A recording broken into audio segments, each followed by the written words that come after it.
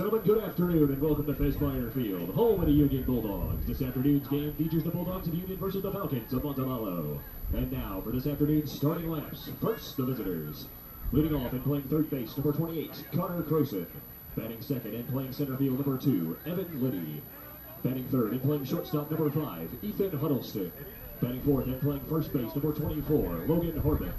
Batting fifth and playing right field, number 18, Jake O'Connell. Batting sixth and catching this afternoon, number 4, Luke Mitchell. Batting seventh, today's designated hitter, number 8, Landon Leak. Batting eighth and playing left field, number 27, Barry Eisman. Batting ninth and playing second base, number 3, Peyton Stevenson. And pitching this afternoon is number 29, Gino Cozzi. The head coach for the Falcons is Chandler Rose. He's assisted by Ivy Starling and Andy Ravel.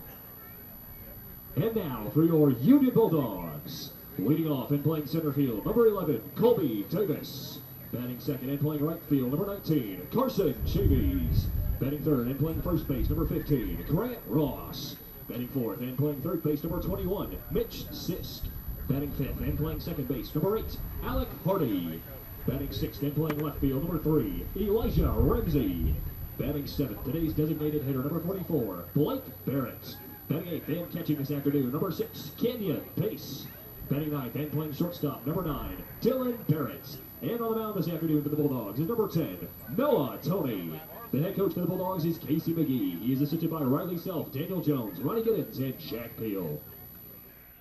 Hello again, everyone. Welcome live to Union University for this afternoon's game at Fesmire Fields. This is a fantastic doubleheader we have for you between Union and Montevallo, another Gulf South Conference event brought to you in production by Worthy Road Studios, as well as the BallGame Blitz Sports Network. I'm Steve Beverly, and what a wonderful afternoon it's going to be at the ballpark. As opposed to yesterday and overnight when we had some showers to come through, it is absolutely just a little bit of haze and low to the ground.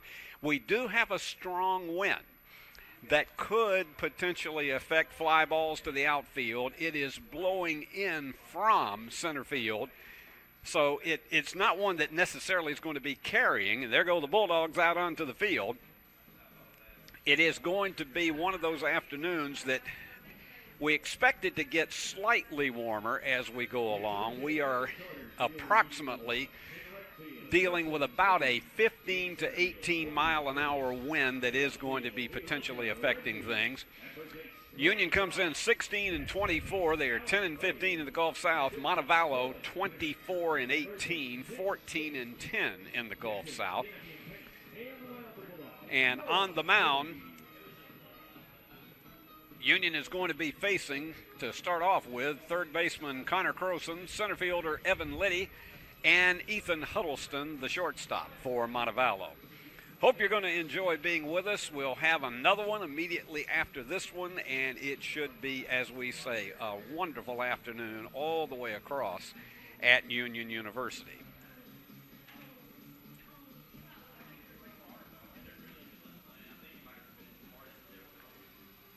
And taking his warm-up tosses out on the mound,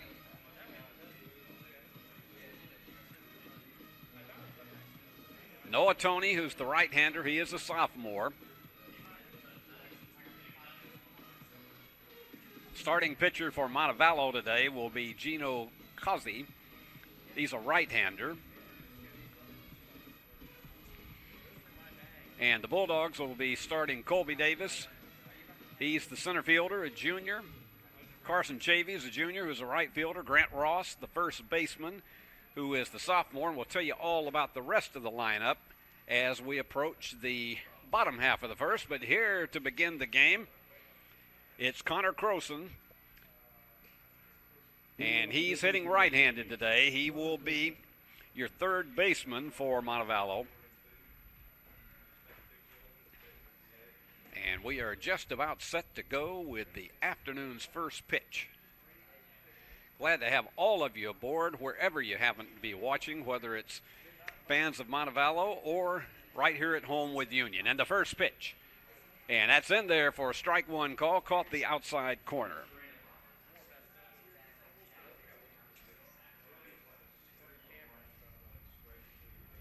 And Toney getting ready to deliver his second pitch. He winds, and that one's in there. Good fastball. No balls and 2 strikes. We got a good turnout here right at 12 noon. And with the weather expected to continue this way, and there is a 2-hopper to the shortstop. He fires on to first, and they get him for out number 1.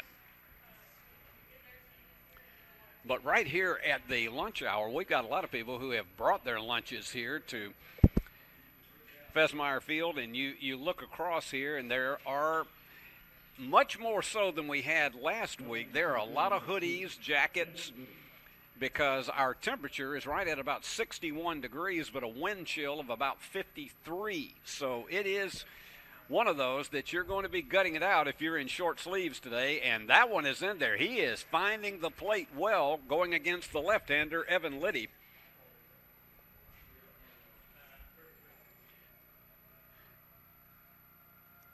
And we have the 12 o'clock safety siren that goes off every Saturday. So if you hear that in the background, there's not an emergency. And there's a high drive to center field. He takes about 3 steps back, and getting under it and taking it is Colby Davis for out number 2. That ball just didn't have any carry to it, and part of that is because the wind is going to hold up some balls into the outfield today if this wind holds up, and we expect it to.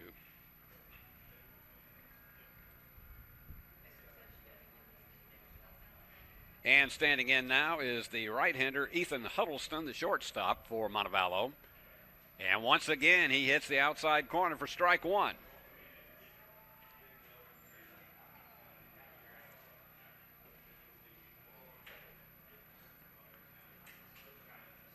Taking his time between pitches, he delivers, and just a little bit inside, a ball and a strike.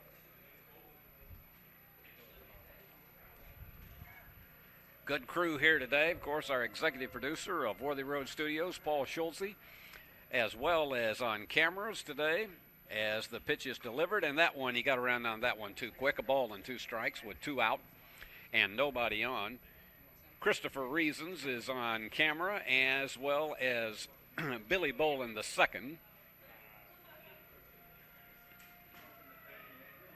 That siren continues to go on and on. It's about a 2-minute warning that you have, and that one is again going to be foul down the right field line. So we'll rewind the tape and go for another 1 and 2. Your umpires today: home plate, Dan DeHaan; first baseman, Aiden Sessler; and at second base, it's Tyler Cook.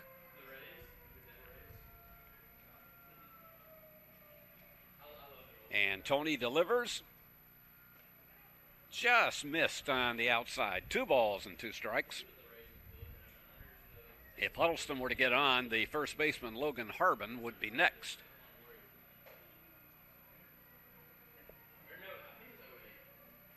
And Tony with the delivery. And that's another high fly ball to center field. He only has to take about 1 step forward. He's under it. And making the catch is Colby Davis for out number 3. So there were no runs, no hits, no errors, and no one left on base. We have completed a half inning of play. It's Montevallo nothing, and Union just now coming into bat.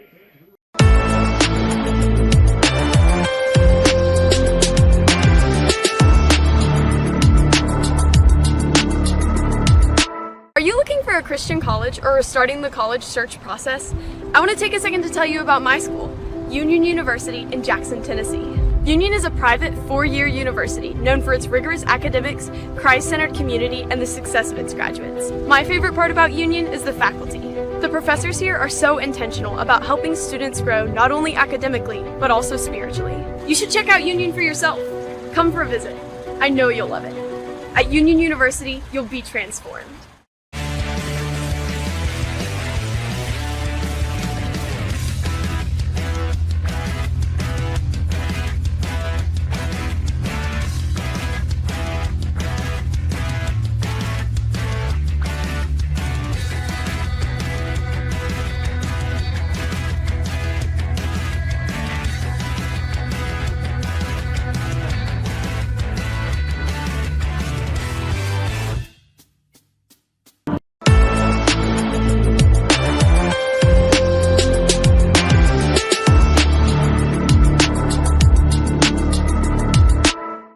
back we go. Bottom half of the first inning, taking his warm-up tosses is Gino Cozzi, the right-hander. He will be facing Colby Davis, the center fielder, who had a couple of catches in the first half of the inning. Carson Chavies, the right fielder. Grant Ross, the first baseman. And after that, Mitch Sisk, the third baseman. Alec Hardy on second base. Elijah Ramsey, the left fielder. Blake Barrett, the designated hitter. Kenyon Pace, the catcher. And Dylan Barrett, the shortstop. And we want to say a very special hello out there to Jake Cale, who had surgery this week, and a lot of prayers were going up for him, and we understand that he's doing just fine and will be having a recovery period, and then we hope that next season he'll be right back out there with the Bulldogs.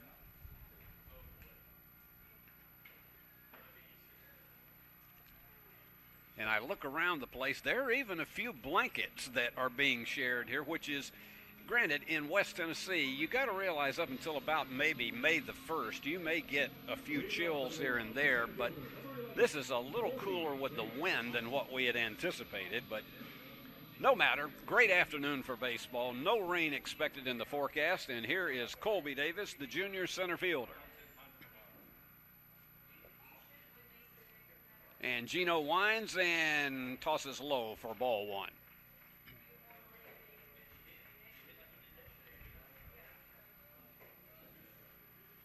Montevallo going after its 25th victory of the season. And here's the pitch. And that's in there, caught the inside corner, a ball and a strike to Davis. Union going for win number 17.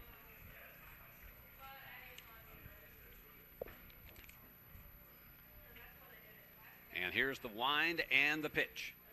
Just missed hitting him. 2 balls and a strike.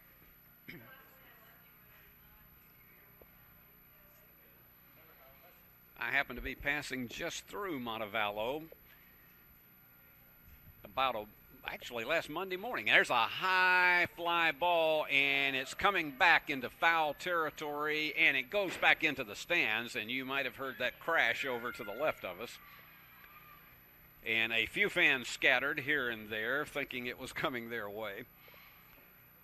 2 balls and 2 strikes. Beautiful campus down in Montevallo and that part of North Alabama. Here's the wind and the pitch. Just missed with it. And he called him out on strikes. Little delayed call on that, and he powered him out, so that's the first strikeout of the afternoon for either pitcher. And here is Carson Chavies.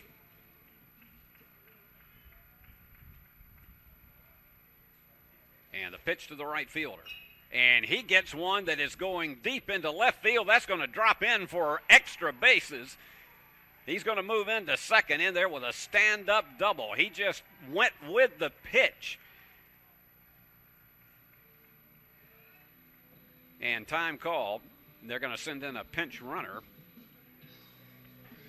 No, I don't think they are. I think he's just getting his gloves off. So, checking back down to second base is Chavies with that stand-up double, so he's in scoring position, and that brings up Grant Ross, the first baseman.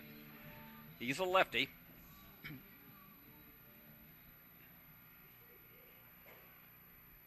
They're playing him pretty much straight away center field. That one's outside for a ball. I think they were looking for the possibility. It was not really a true pitch out, but they were looking for the possibility of a steal. But I don't think that was on the agenda for Chavies. The wind and the pitch. And that's in there on the outside corner. A ball and a strike. Had a great last night here at Union with the Hall of Fame induction banquet.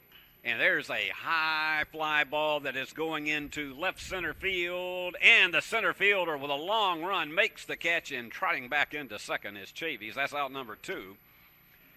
And that will bring up the cleanup hitter, and that's the third baseman, Mitch Sisk. He's a senior. And they would definitely love to be able to deliver, getting one in.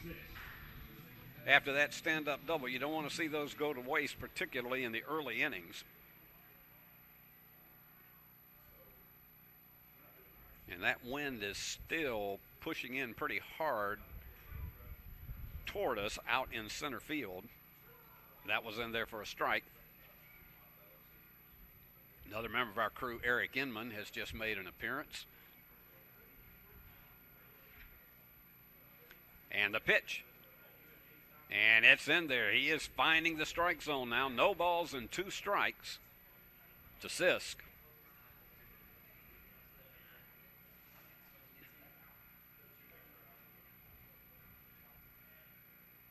And you got to figure on this one, he may be taking all the way, and he did. That one outside. Good job by the catcher, Mitchell, to hold on to it. 1 ball and 2 strikes.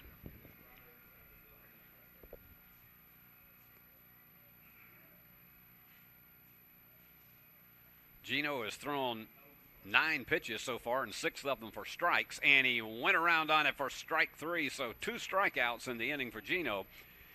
And there were no runs, 1 hit, a stand-up double, but went for naught, no errors, and 1 man left on base. We've completed an inning as part of our doubleheader, and it is no score.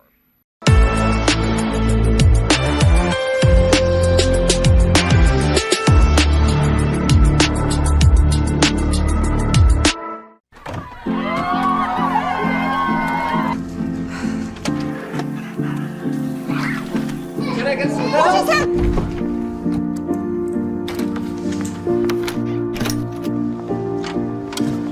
So happy. Oh.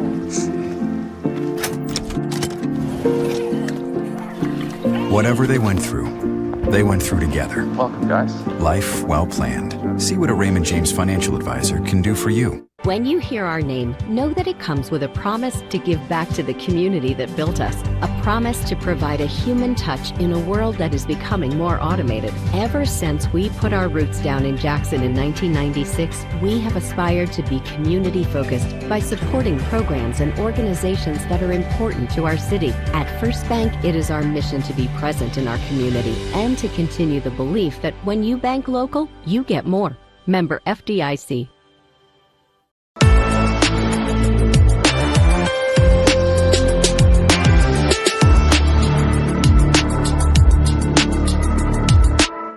Steve Beverly back with you at Fessmeyer Field, Union University, and no score after the first inning of play. And in this one, it's going to be the first baseman Harbin, the right fielder O'Connell, and the catcher Mitchell. Facing Noah Toney.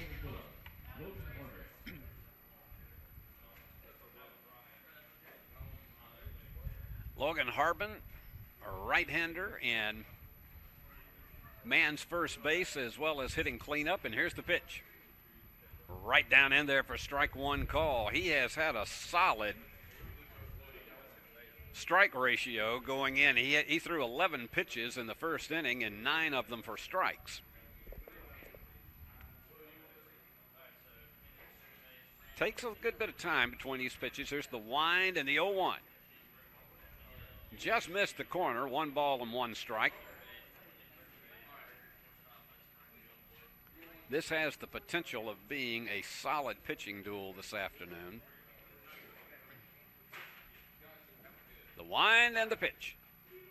Right down in there for strike 2. 1 ball and 2 strikes. Nobody on, nobody out here in the top half of the second on a gorgeous day in Jackson, Tennessee. And here's the pitch. Down low and nobody on base, so there wouldn't have been any damage anyway, but it's 2 balls and 2 strikes. O'Connell, the right fielder, will be next.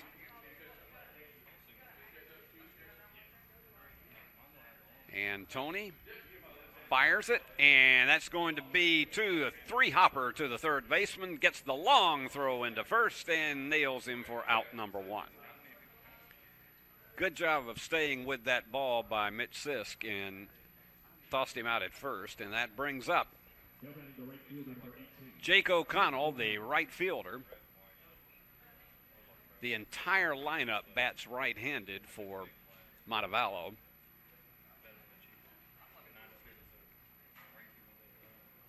And here's the wind and the pitch. And that's up high for a ball. Had only one hit in the game in the first inning. That was a stand-up double for Chavies for Union. And here's the pitch. Gets it in there. He has found the strike zone frequently here in his first 2 innings. A ball and a strike.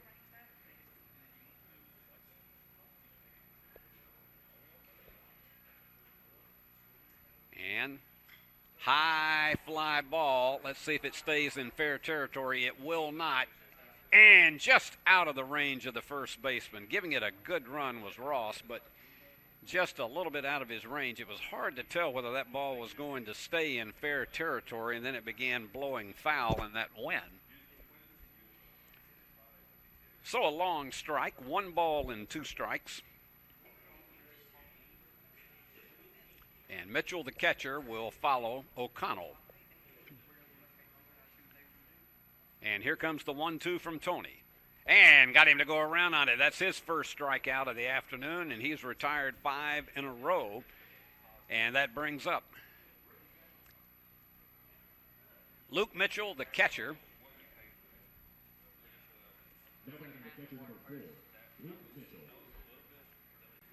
And he's trying to become the first base runner for Montevallo this afternoon.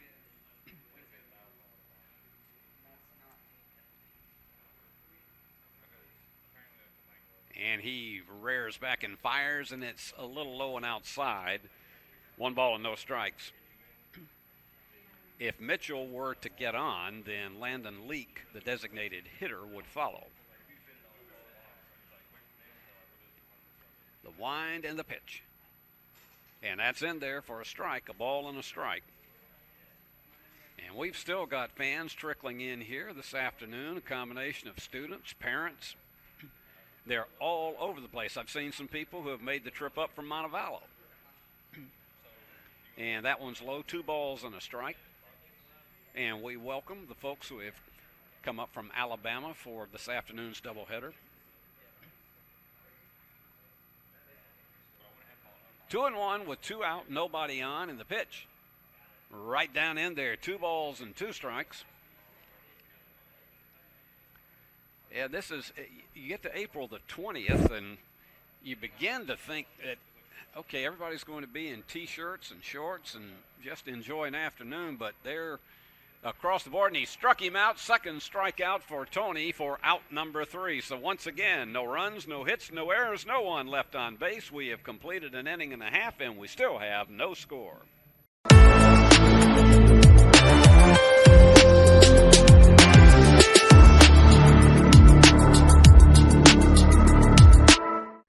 Your life. Your home. Your business. Your future. Focusing on you, West Tennessee Bank strives to serve its clients in every season of life.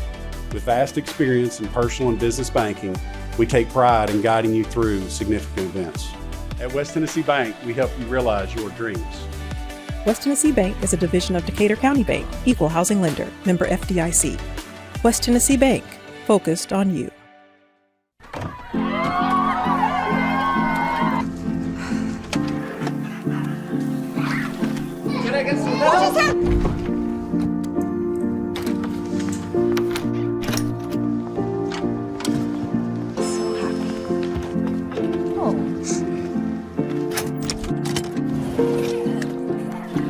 Whatever they went through together. Welcome, guys. Life well planned. See what a Raymond James financial advisor can do for you.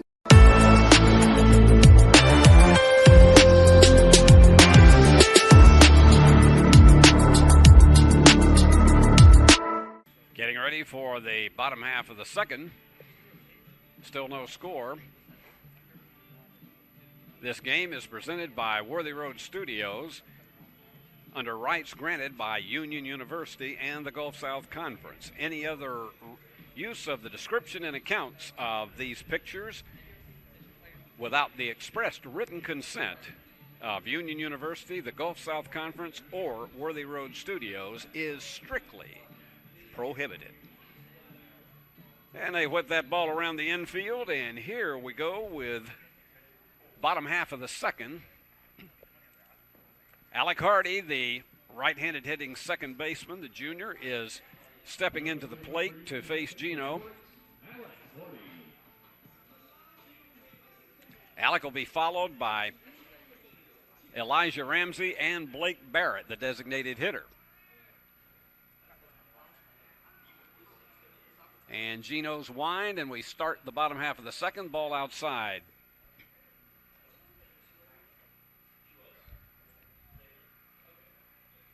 Boy, the popcorn and all of the concessions, they are going like gangbusters around here this afternoon. And that one is going to be dropped into right field for a base hit.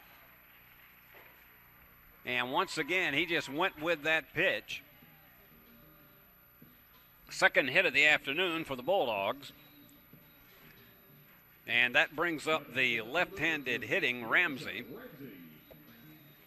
Elijah, the left fielder, and he's a freshman.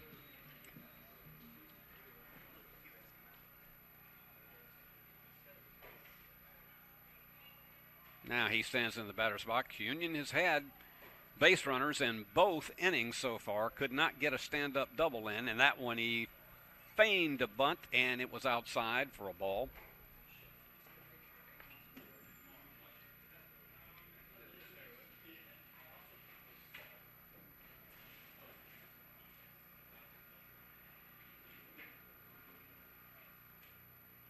And here's the pitch.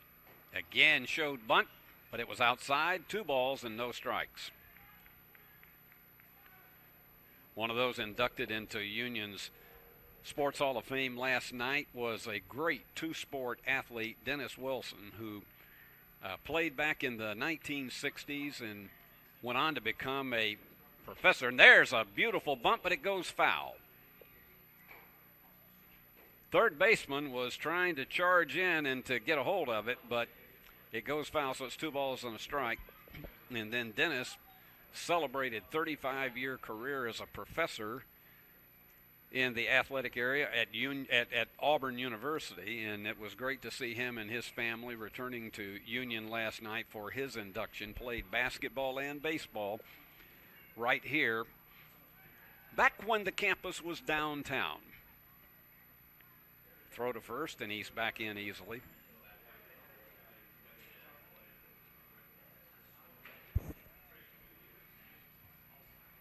And also another baseball star of the past from the 80s, and he showed a bunt, and that one's outside. 3 balls and a strike. Another baseball great from the 80s, Jeff Dobbins. He could not be here for the ceremony, and Dr. Lynn Stranick accepted the award on his behalf. The wind, and that's in there. They're going to go to second. That's going to be nowhere near, and the shortstop had to go over and cut that one off. So, give a stolen base now for Hardy, and Ramsey has a 3-2 count. And you would expect that Alec is going to be moving with this next pitch. Tony looking back the runner, and the 3-2 pitch, and that one's fouled way back out of play.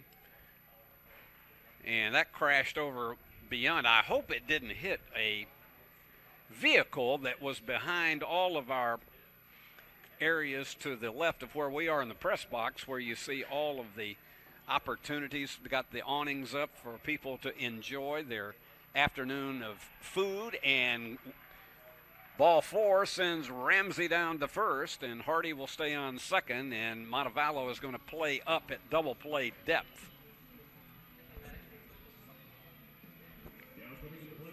And the outfield is playing at very shallow depth, as Blake Barrett, the designated hitter, senior, is going to see if he can bring 2 of these guys in with nobody out. And they're coming in very quickly as he showed bunt. The first baseman was going in there fast. Second baseman was headed over to first to try to take the throw. But he was definitely trying to sacrifice. No balls and a strike. Canyon Pace, the catcher, is scheduled next. And here's the pitch. He goes around on it. No balls and 2 strikes. Didn't get away from the catcher enough for the runners to be able to advance.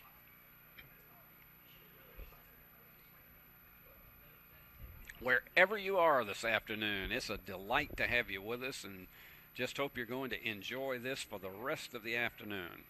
We got a lot of baseball ahead. And the pitch just got him right there, right down in the inside corner for strike 3. Caught him looking. So it's 1 out. And standing in now is Pace. Canyon, the catcher, a right-hander. He's a sophomore. And he'll be followed by Dylan Barrett, the shortstop. Now at the plate, the catcher, number 6, Canyon Pace. They got 3 sophomores and a freshman in this starting lineup today, and that one hit the inside corner for a strike. So Gino has found the plate once again after giving up a walk and a single here in the bottom half of the second, but still only 1 out for the Bulldogs. And here's the pitch. Inside, and that gets away from the catcher, and that is going to send Hardy down to third.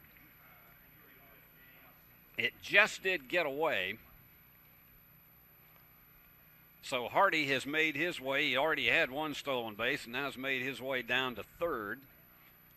So he's 90 feet away with a ball and a strike to Canyon Pace.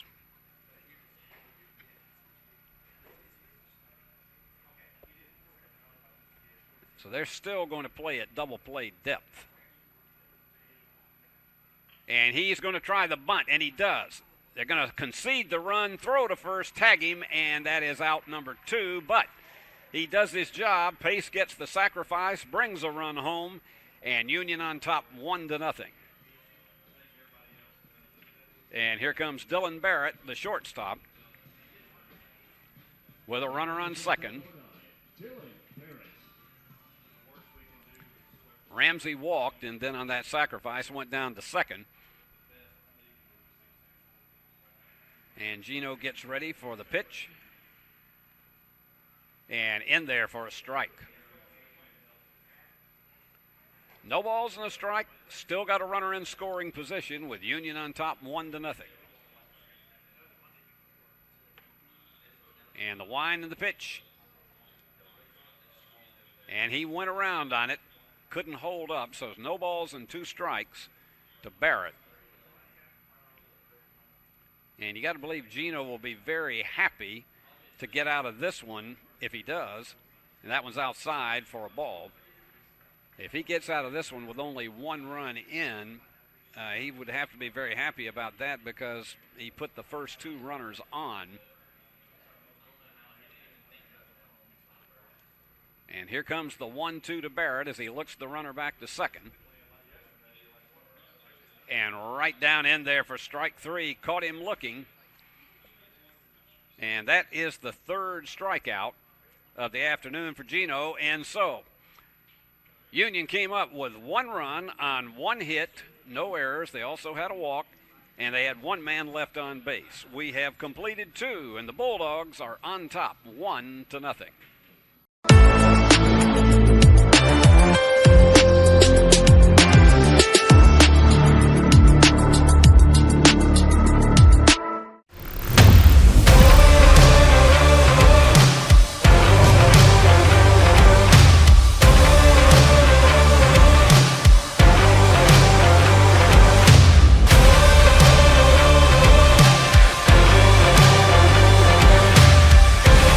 Dynamics Physical Therapy, your elite provider in sports medicine and performance. Now serving communities throughout West Tennessee.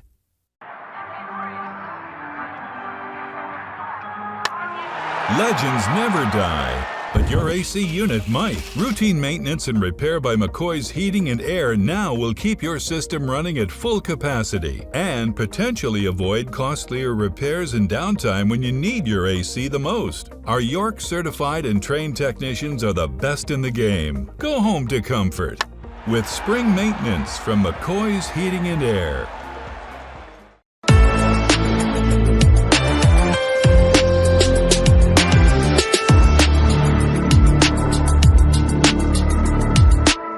Getting close to the end of the semester here at Union University. Last night we also had the induction of a couple of basketball greats, actually 3 basketball greats. But in addition to those we've already named, Meredith Richardson Jacobs and Galen Moore, who were, I can tell you, they gave this broadcaster some of his greatest thrills in the years of calling their game. Standing in now is Leek, the designated hitter. And that one just misses for a ball. Tony has finished the minimum 6, and he has struck out 2 and walked none in his first 2 innings of work. And he fires, and that one's low and outside. 2 balls, no strikes. Leek will be followed by Barry Eisman, the left fielder, and the second baseman, Peyton Stevenson. And here's the pitch to Landon. And that one is inside, so he goes 3-0 for the first time this afternoon.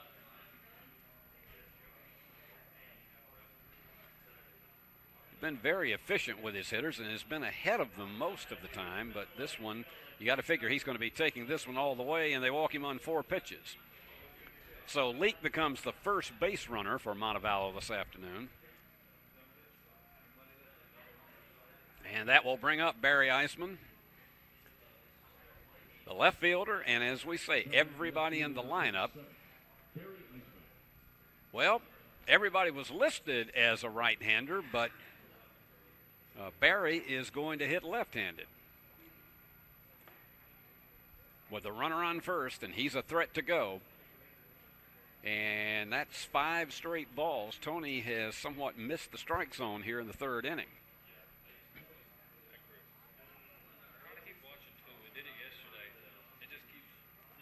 Here's the wind and the 1-0. And a bit high. 2 balls and no strikes.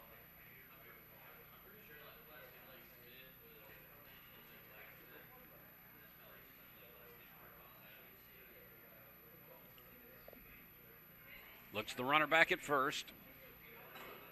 And the pitch. And that one's in there. Caught the outside corner. 2 balls and a strike.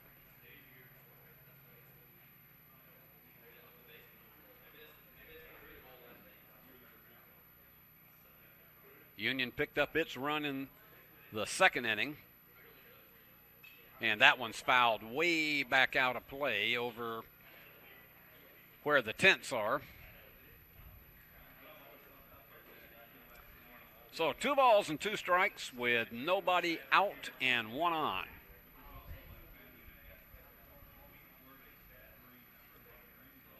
And Tony fires inside and he hits him. Got him just above the knee, and nobody's any more frustrated with himself than Tony is. And they're going to come out and have a brief conference on the mound.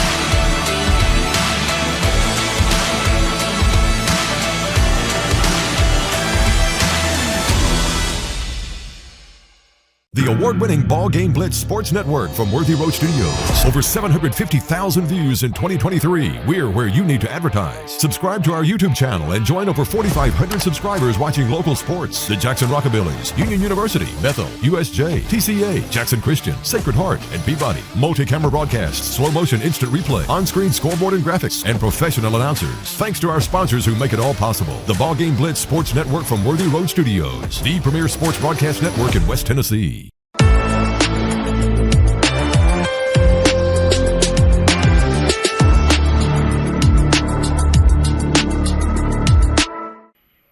You've got Leak on second and Iceman on first.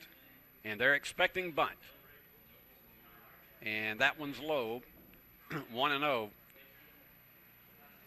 Grant Ross was all the way almost to home plate to try to get a quick bunt, and the second baseman was over to try to cover first. And here's the pitch. And there is the bunt, but it's a one-hopper, and they go to third, and they get him. Heads up play, absolutely, by Noah Toney. It was a quick one bounce, and he fired very quickly on over to Sisk at third, and they nailed the lead runner. So the summit worked. So now there is one out, and you've got runners still at first and second. And they go back up to the top of the order with Croson, the third baseman. And here's the pitch. Just outside for a ball. Out of 29 pitches, Gino has thrown 19 strikes, and over on the other side, Toney has thrown 21 strikes out of his 36 pitches. Here's the wind and the pitch. Outside, 2 balls and no strikes.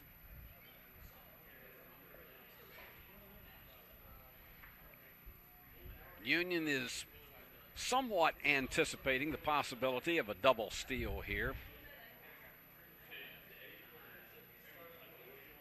And Toney looks back to second and then fires. And misses again. 3 balls and no strikes.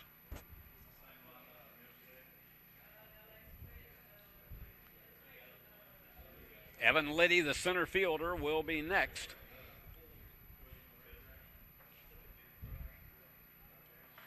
And here's the wind and the pitch. And he missed just a bit inside, so that loads them up.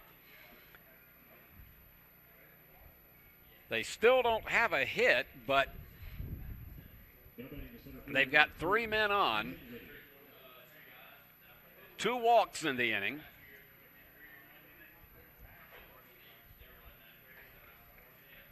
And a hit batsman, so here we go. Liddy with an opportunity to deliver some big stuff, and that is going foul and out of play.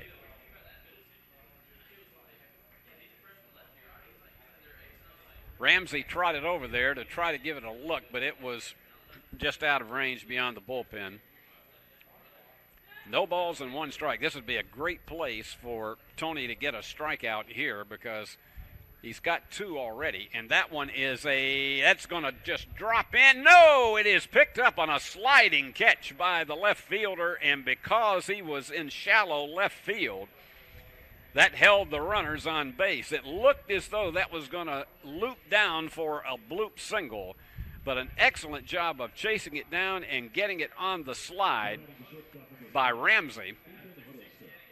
So tip your cap to him. Still bases loaded, but now 2 out as Huddleston comes up to the plate. 0 for 1 so far today. Here's the wind and the pitch. Right down in there for strike 1 call. So they've had the threat. They had bases loaded with 1 out. They had 2 on with nobody out, and Toney has battled back. The wind and the pitch. And he hits that one hard, but the third baseman is going to go over and tag the bag. Excellent job of pitching as well as fielding. Terrific job there on that 2-hopper to Sisk as he makes the play unassisted. So there were no runs no hits, no errors. They had 2 walks and a hit batsman, but couldn't bring anybody in. 3 men left on base. And so your score at the end of 2.5 remains Union 1, Montevallo nothing.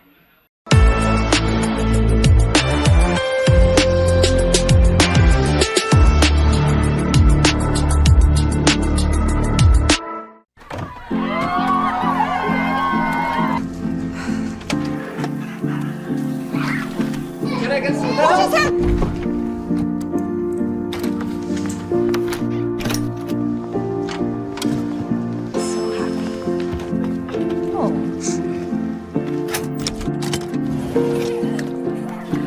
Whatever they went through together. Welcome, guys. Life well planned. See what a Raymond James financial advisor can do for you. When you hear our name, know that it comes with a promise to give back to the community that built us, a promise to provide a human touch in a world that is becoming more automated. Ever since we put our roots down in Jackson in 1996, we have aspired to be community-focused by supporting programs and organizations that are important to our city. At First Bank, it is our mission to be present in our community and to continue the belief that when you bank local, you get more. Member FDIC.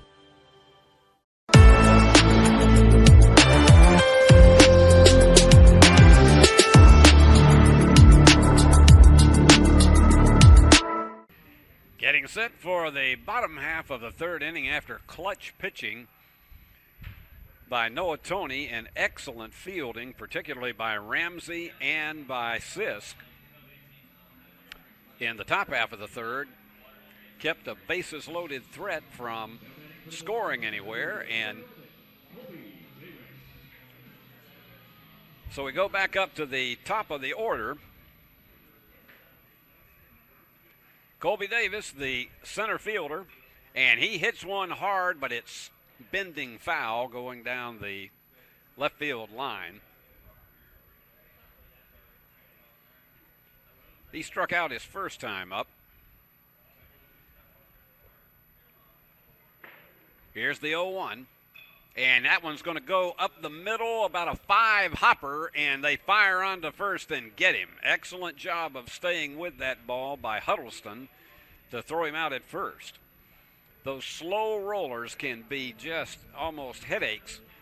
Almost have to take an Excedrin after them because you've got to charge it fast and then fire on with precision. That's exactly what Huddleston did.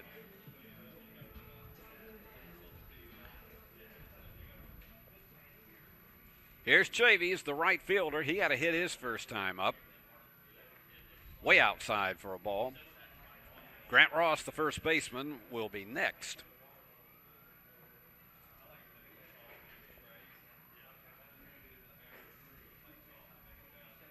The wind and the pitch. And he went around on that one a bit late. A ball and a strike.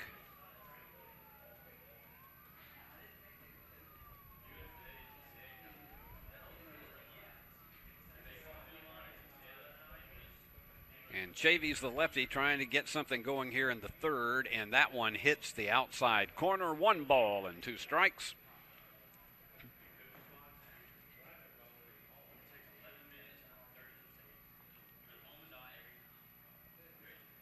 So far, Gino has thrown 31 pitches.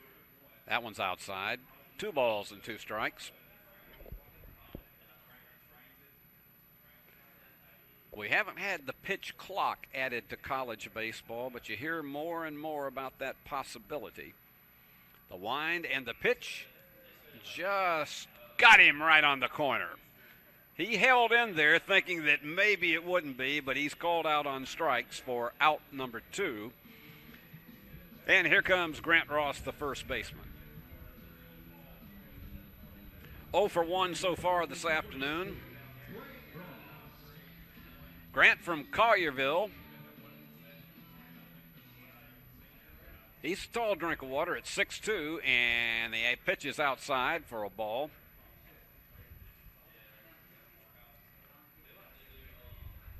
He and senior Sam Poindexter both went to Collierville.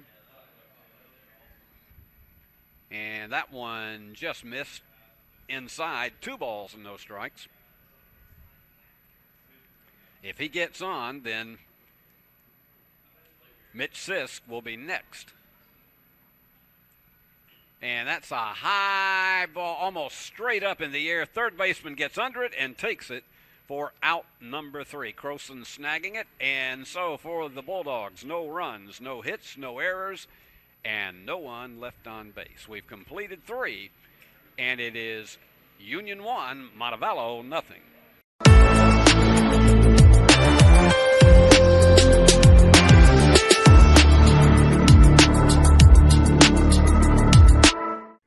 Your life.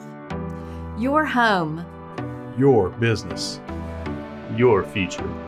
Focusing on you, West Tennessee Bank strives to serve its clients in every season of life. With vast experience in personal and business banking, we take pride in guiding you through significant events.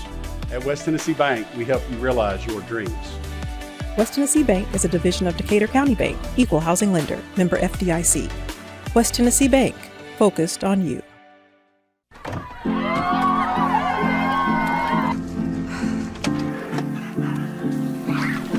Can I get some help?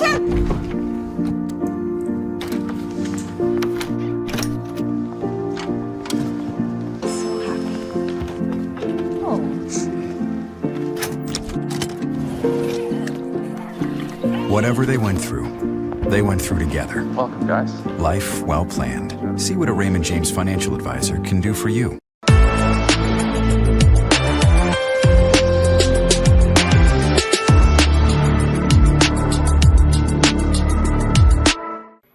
Tony getting ready for his 4th inning of work, and so far he has set Montevallo down with no hits. Of course, Union is still battling to get one of the 8 slots in the Gulf South Conference tournament that is just around the corner. So every game is so critical for the Bulldogs right now. Montevallo is likely already in at 14-10 in the conference. Union 10-15 in the GSC coming into today's action.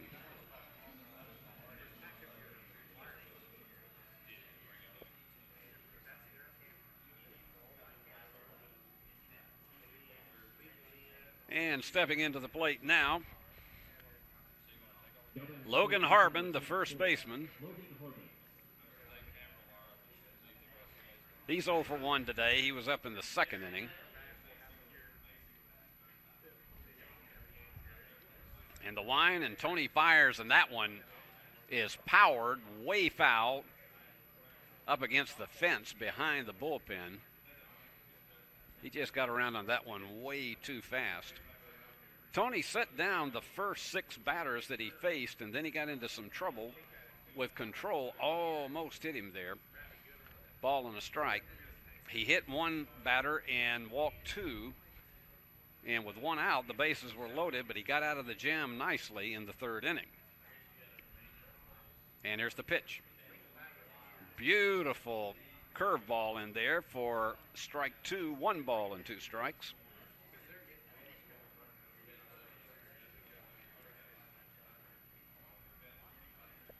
And here's the wind. And the 1-2. That one's up high. 2 balls and 2 strikes.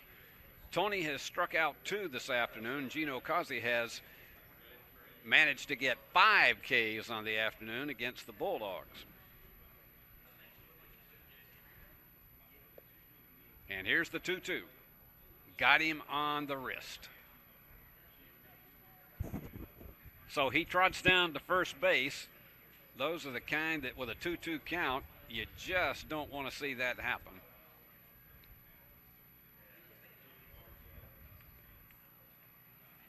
And stepping into the plate is O'Connell, the right fielder. He struck out his first time up.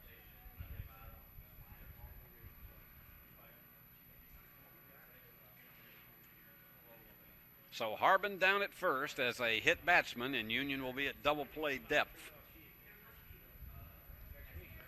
And they are playing O'Connell in relatively deep. They're playing him relatively deep in the outfield. center fielder is not as deep as the left and right fielders are. Of course, it's 390 to center field here at Fesmire, and it's 320 to the corners. Jake O'Connell in there. And they're going to be watching for a possible bunt to move him around, and that's exactly what he's showing. It was up high, and they threw it back. He got back to first very, very quickly. Ball and no strikes. They've had 4 base runners, but without the benefit of a hit. And showing bunt again, and he does. 3-hopper to the third baseman, and he fires on to first for the out, but that successfully deposits Harbin over to second base in scoring position with 1 out. And here comes Luke Mitchell, the catcher.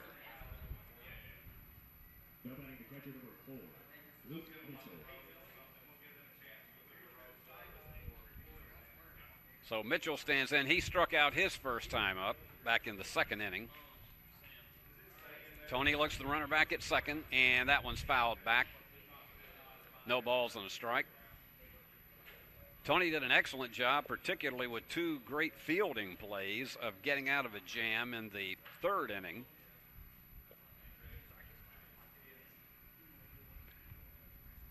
Here's the wind. He looks back the runner again, and he fires. That one's in there. No balls and 2 strikes, quickly ahead of Mitchell.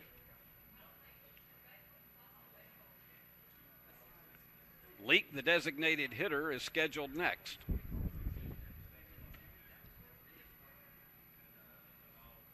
And here's the wind and the pitch. Just up high, 1 ball and 2 strikes.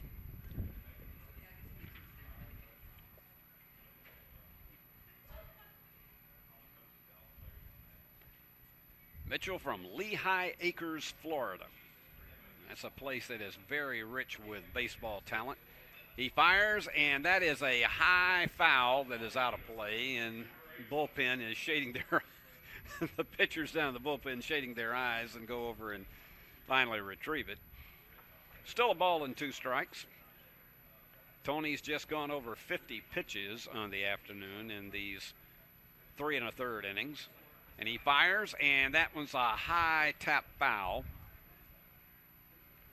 So once again, we go 1 and 2. This is a great afternoon to bring the kids out and let them enjoy the outing at Fesmire Field. And so many folks just enjoying the fellowship and conversation while they watch the game. That's a trademark of all of Union athletics. And here's the wind and the pitch. Outside, runner can't go to third. Good job of blocking that one by Canyon Pace.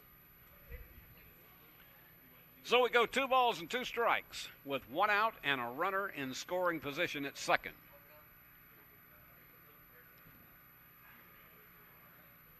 The wind and the pitch. Just outside. Now we've gone full. 3 balls and 2 strikes. And you might suggest that the runner on base will be moving with this pitch.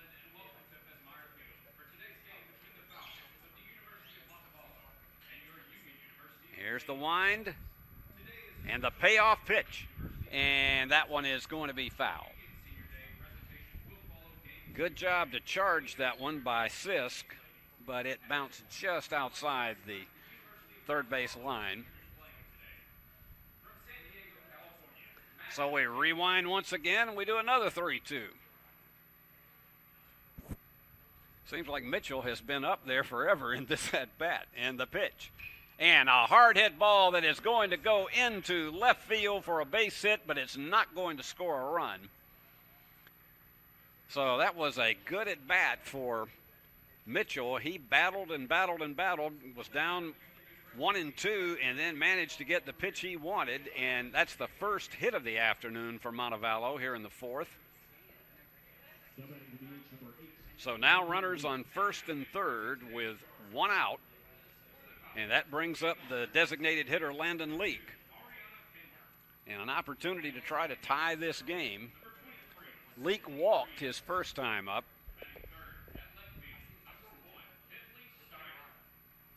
And that one is low and outside for a ball.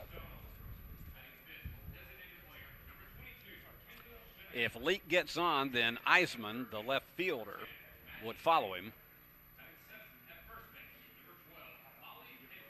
Tony fires up high. 2 balls and no strikes. So far, Tony has struck out 2, walked 2. He has hit 2.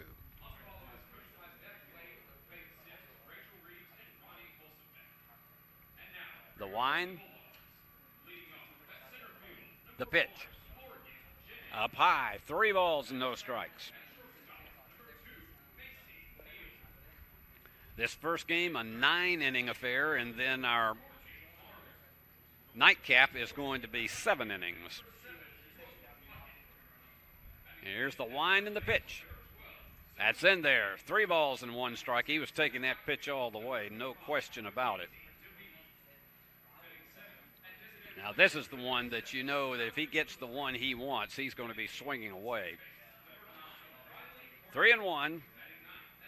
And he lines that one going deep into right field, and it is going to drop, and that's going to bring in at least 1 run.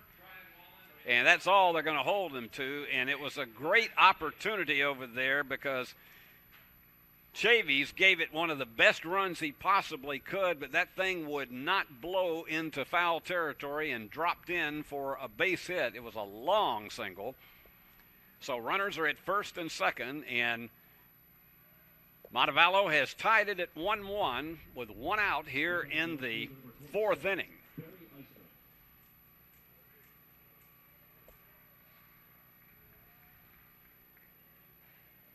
So here's Eisman, the left fielder. That one's outside for a ball. Eisman had a sacrifice his first time up, so he hasn't officially had an at-bat.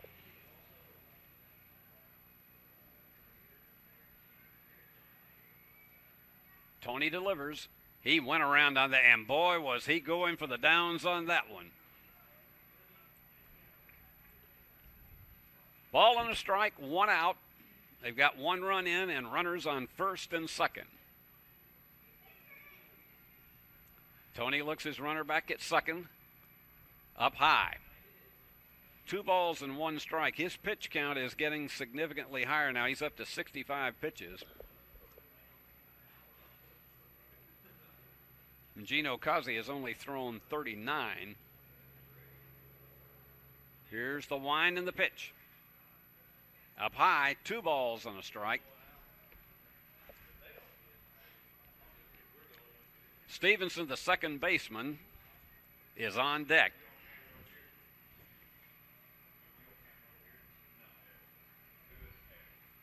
Each team with a ball and with a run and 2 hits, and he walks him. So he walked him on 5 pitches, and now they are jammed, and they're going to trot out to the mound once again. And this one looks like a full-blown summit meeting.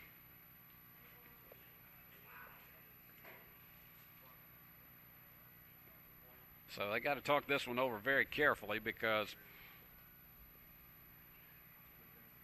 with the bases jammed at this point, they've got to try to get they got to look for either a double play or particularly if they can get a play at the plate.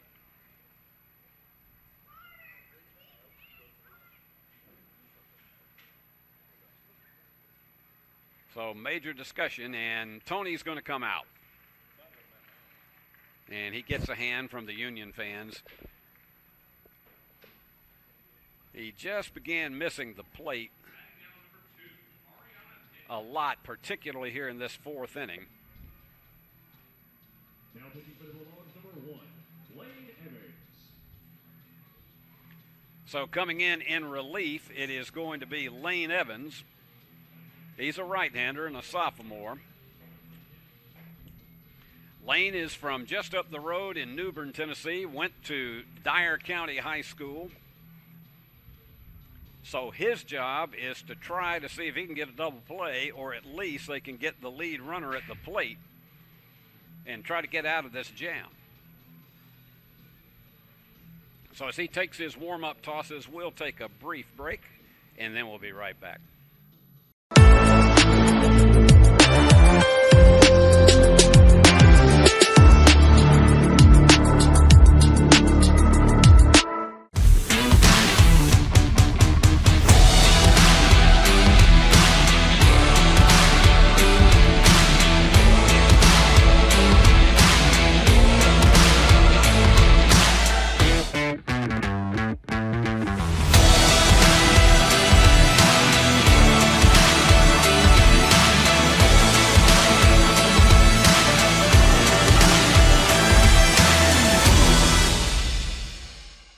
The award-winning BallGame Blitz Sports Network from Worthy Road Studios. Over 750,000 views in 2023. We're where you need to advertise. Subscribe to our YouTube channel and join over 4,500 subscribers watching local sports. The Jackson Rockabillys, Union University, Bethel, USJ, TCA, Jackson Christian, Sacred Heart, and Peabody. Multi-camera broadcasts, slow motion instant replay, on-screen scoreboard and graphics, and professional announcers. Thanks to our sponsors who make it all possible. The BallGame Blitz Sports Network from Worthy Road Studios. The premier sports broadcast network in West Tennessee.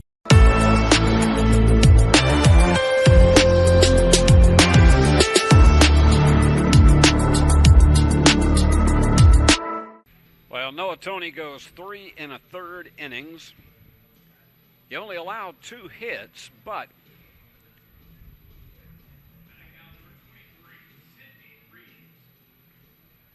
he gave up 3 walks. He hit 2 batters. And here comes Stevenson into the plate.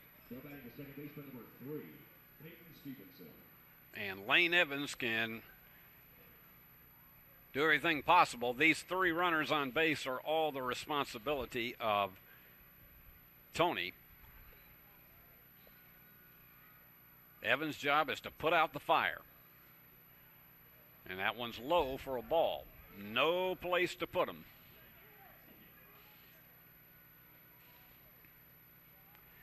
Toney threw 70 pitches during his 3 1/3 innings, but they really began to mount up in the latter portion of the 3rd and in this 4th inning.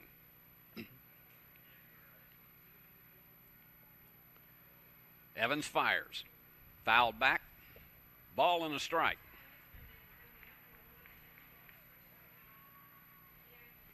Each team still with just 1 ball and 2 strikes, but Montevallo has had the gift of 3 walks, 2 hit batsmen. And he goes around on that one, a ball and 2 strikes. This would be a huge strikeout to get Stevenson. Croson, the 3rd baseman, would be next.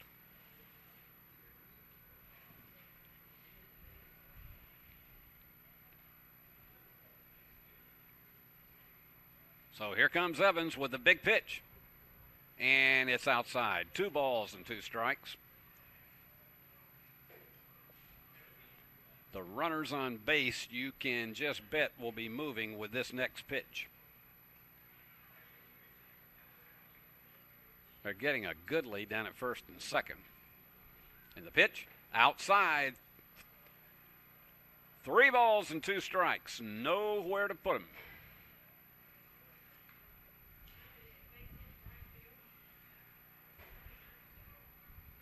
So Stevenson awaits the payoff pitch. Evans fires. That one's fouled out of play. He is hanging very tough at the plate. Stevenson 0 for 1 this afternoon.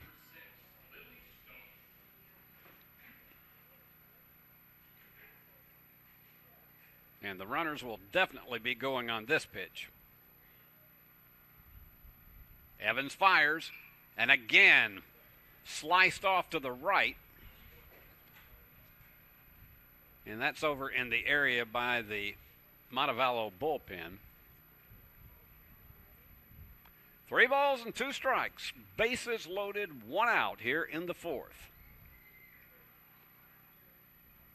Evans with the wind and the pitch. And he walked him. So Montevallo takes the lead 2-1 on the bases loaded walk by Stevenson. Give him a run batted in. And now stepping in is Connor Croson with the bases still loaded and the third baseman with an opportunity to really open things up. He had a walk. He's officially 0 for 1 today. Evans fires outside for a ball. Runners were not taking a terribly big lead at that time.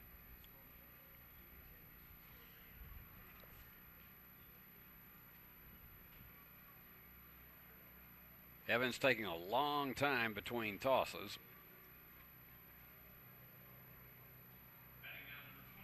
And he fires. And that one does not dip enough, so it's 2 balls and no strikes.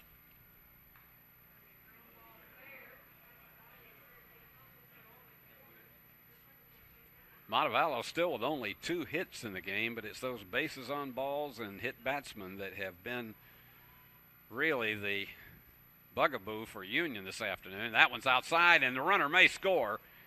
They fire to the plate. He's out of there. Heads up play by Pace as he fired it in to Lane Evans, and they got him above the tag and above the slide, and so a great save. Now you got runners still in scoring possession at second and third, and there's 3 balls and no strikes, but that takes off the automatic score with a walk now, and there's 2 outs in the game. Here's the wind and the pitch. And that one's low for ball 4. So it was a fortuitous opportunity for Union to get that play on the wild pitch and manage to throw the runner out coming home, because otherwise that would have brought in a run. So still only a 2-1 game, Montevallo on top.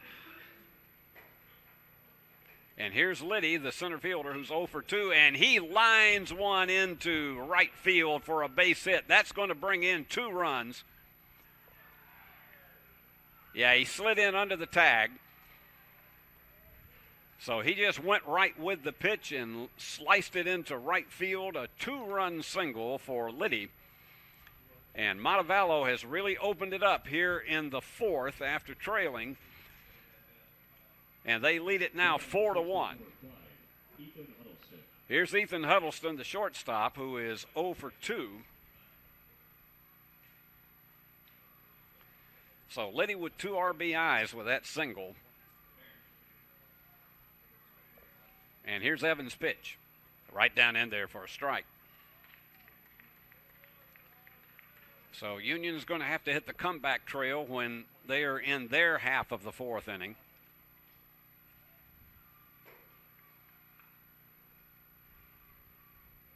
Evans still dealing with 2 runners on base.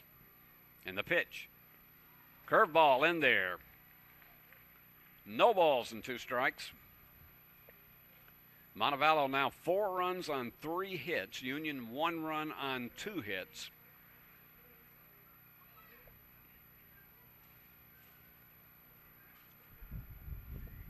And Evans delivers. That one sliced way foul out of play.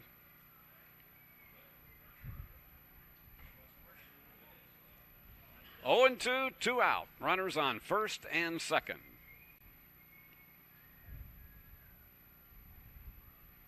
And Huddleston awaits the 0-2. They go to first. Just got back in there. That was a closer play than you might have anticipated.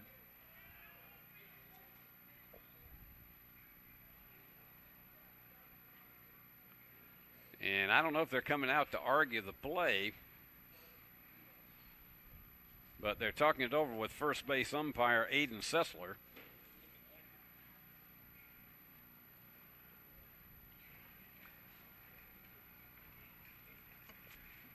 And now the umpires are going to huddle.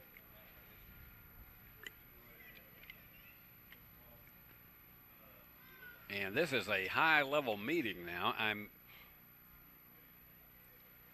not certain that play was very, very close at first base.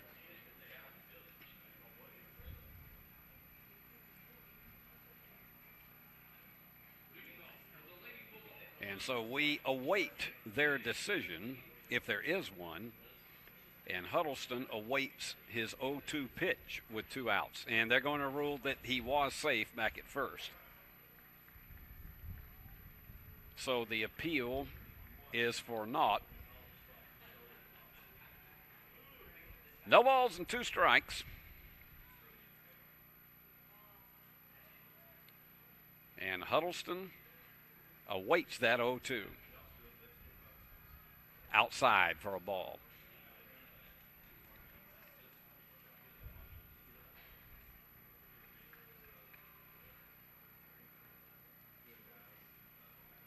All 4 runs were the responsibility of Noah Toney, so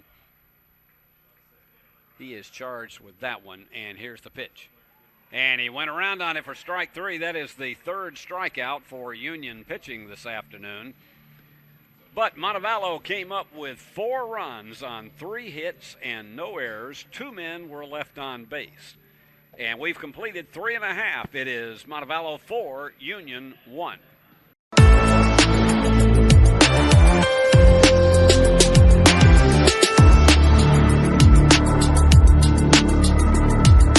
Are you looking for a Christian college or starting the college search process?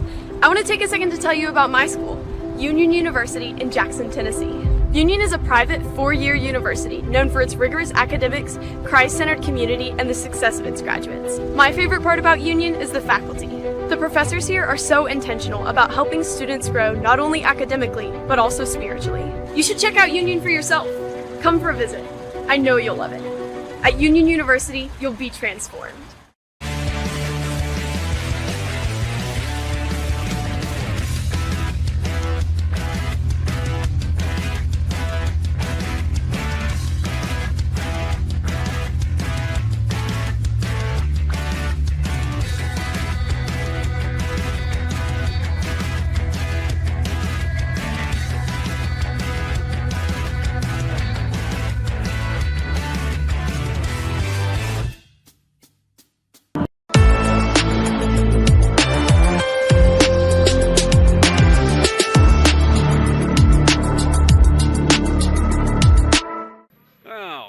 Has been staked to a 4-run lead, 3-run lead, 4-1 lead as we are set to go with the bottom half of the 4th inning.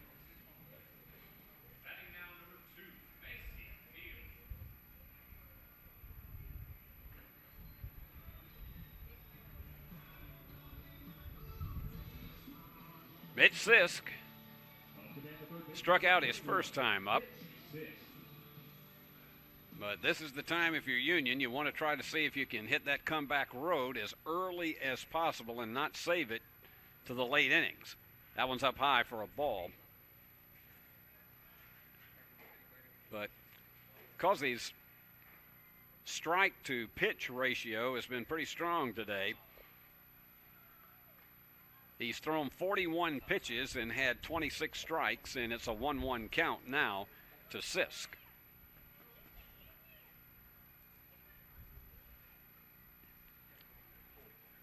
Here's the wind and the pitch, and he goes around on it. A ball and 2 strikes. Sisk will be followed by Alec Hardy and then Elijah Ramsey.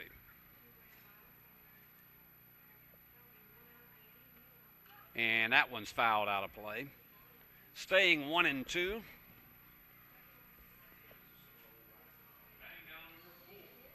The wind seems to have eased a bit.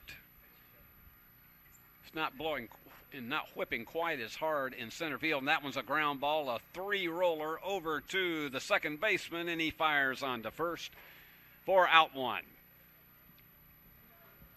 Good job on that one by Stevenson. Those are one of those that could have a tricky hop here and there, and he stayed right with it. So 1 out for the Bulldogs. Here's Alec Hardy. He had a hit his first time up and scored the Bulldogs' only run. He also stole a base. And here's the pitch. Down low for a ball. Gino's one of these pitchers that you really need to get to him as early as possible because he has a tendency to get stronger in the later innings, and that one's low for ball 2.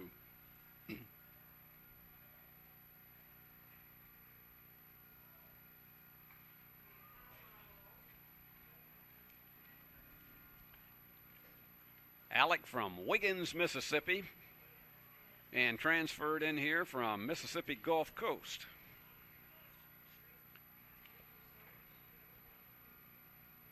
Union always on the lookout for some of the strong community college players in the Mid-South. And that one's in there, so it's 3 balls and a strike.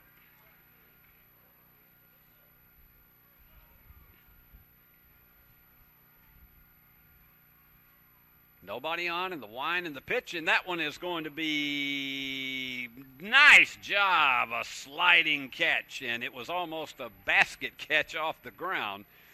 Excellent job by Iceman to nail that one for out number 2.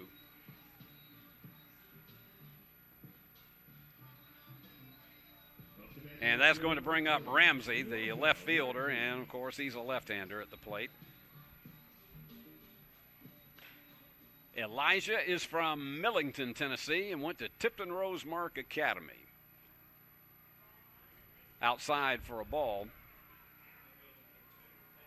Of course, as one who does games for University School of Jackson, I get to see TRA during the season. And that one's outside for ball 2. Barrett, the designated hitter, is scheduled up next. But 2 down and nobody on, and a 2-0 count, and here's the pitch. And he went around on it. 2 balls and a strike.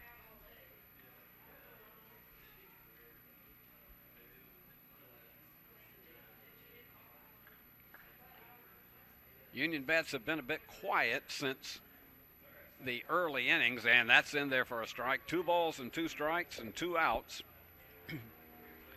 And so far, Gino has held them to only 2 hits on the afternoon. And that one just got a piece of it foul.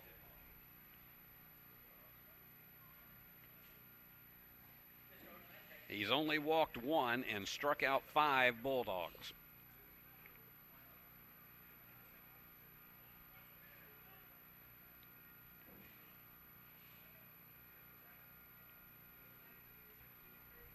And Dan DeHaan cleans off the plate and gets back behind it.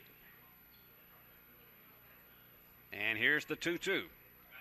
And that one is flied into center field, but he is on the run. They were playing him relatively in shallow center field, and underneath it and takes it is Liddy for out number 3. So the Bulldogs, no runs, no hits, no errors in the 4th.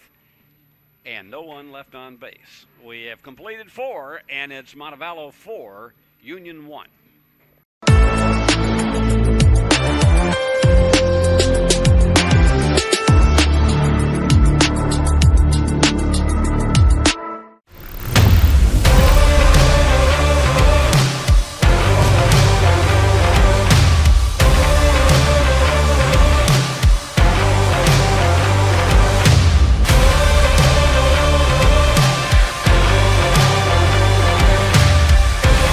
Dynamics Physical Therapy, your elite provider in sports medicine and performance. Now serving communities throughout West Tennessee.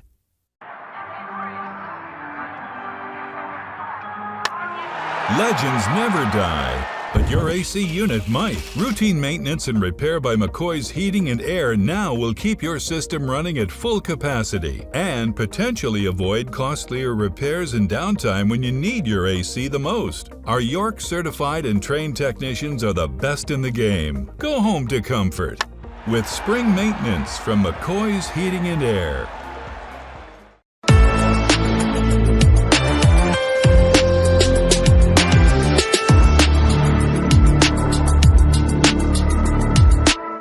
Lane Evans getting ready for his 2nd inning of work for the Bulldogs. In relief of Noah Toney. And he will face Logan Harbin, Jake O'Connell, and Luke Mitchell for Montevallo.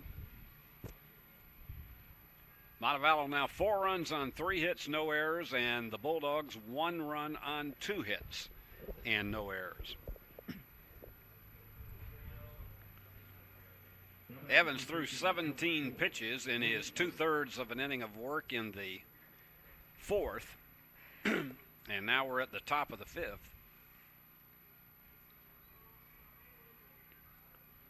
Harbin scored a run his first time up. That one low outside for a ball.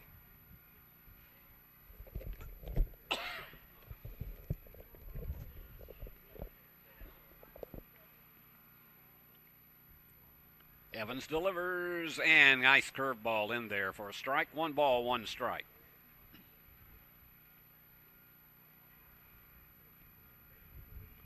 Fans a little more quiet after that 4-run burst by Montevallo in the 4th inning. There's the pitch. Good one, and that's going to be lined into right center field for a base hit. Got it between the center fielder and the right fielder, and so he's on base to open up the top half of the 5th inning. Here's Jake O'Connell, the right fielder. He struck out earlier. He's 0 for 1.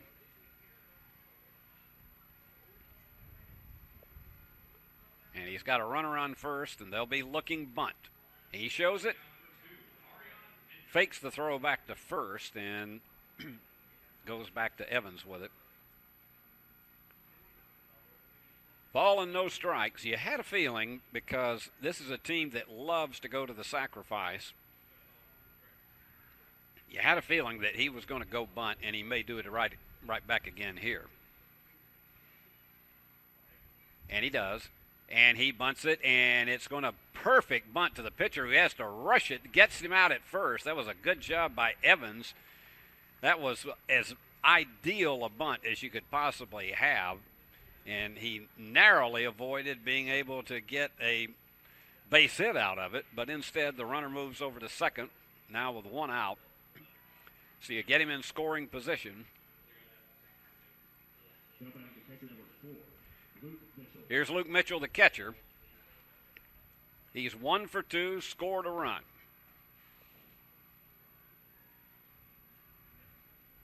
And the pitch, hard throwing fastball, but it's outside for a ball.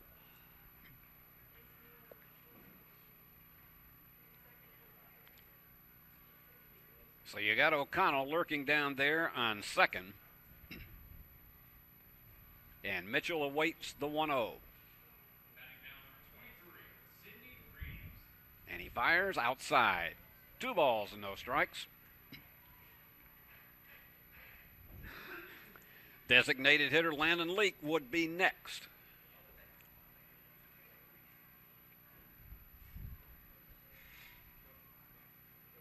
And Mitchell waits the 2-0. That one's fouled way out of play over to the right. 2 balls and a strike. Our temperature right now in the hub city of West Tennessee, 62 degrees. With the wind that we have, the wind chill is about 58. So, as we say, this is about 10 to 15 degrees less than comfortable or normal temperatures in West Tennessee at this time. And that one's in there for a strike. 2 balls and 2 strikes. But with the beautiful weather, that has not kept the fans away today. They are here and full force.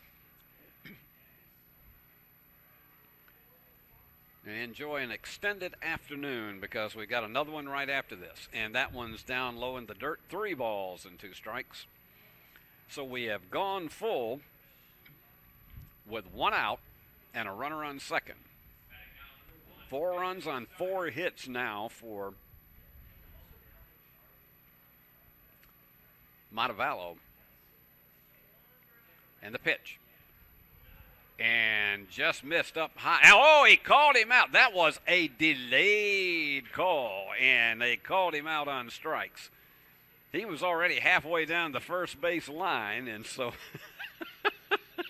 I love those dramatic late strikeout calls.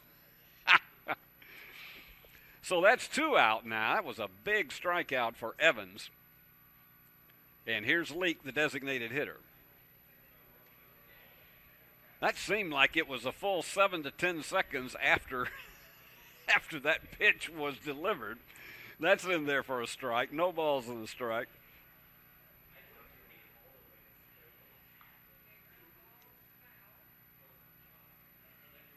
Dan DeHaan just trying to give us a little extra drama on that. There's the pitch, and it's outside. A ball and a strike.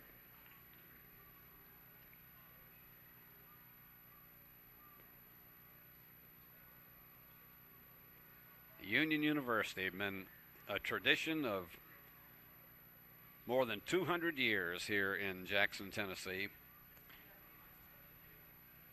And that's outside. 2 balls and 1 strike. Yesterday was also Awards Day on campus, and so much academic achievement was recognized, predominantly from students, but also from faculty excellence. And we congratulate all of those winners that were recognized yesterday. And that one's outside. 3 balls and a strike. And you got to believe he's going to be teeing off on this one if he sees one right down the middle.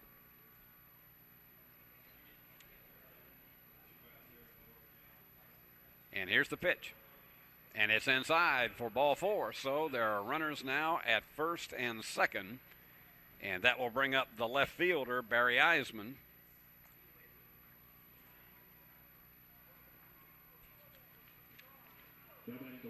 Barry is from Palm Harbor, Florida, and he went to Florida State College at Jacksonville, which is only about an hour and 10 minutes from where I grew up in South Georgia. Spent a lot of time in Jacksonville, Florida.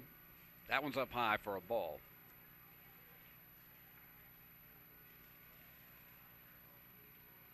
Of course, that's become such an NFL city. They are so proud of having the Jaguars there. Ball and no strikes with runners on first and second. The last 3 innings have been threats across the board for Montevallo. And the pitch, and that one is going to be a 2-hopper. Shortstop's going to have to hurry and just does get the runner at second. Excellent job of staying with that one by Barrett, and threw him out at second for out number 3. So, no runs on 1 hit, no errors. There were 2 men left on base, and so we have completed half the game, and it is Montevallo 4, Union 1.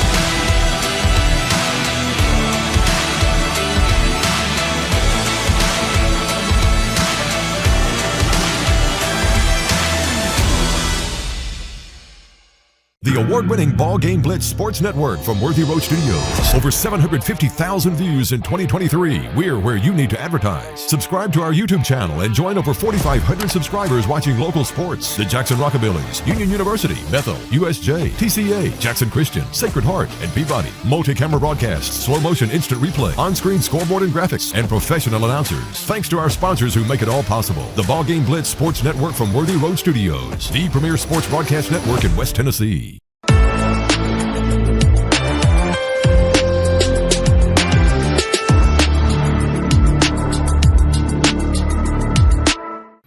Mention 2 other of the inductees into Union University Sports Hall of Fame last night.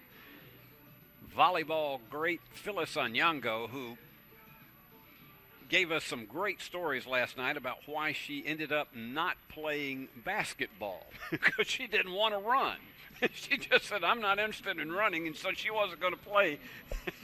And told the story about how she did the bicycle while the rest of the volleyball team did the running.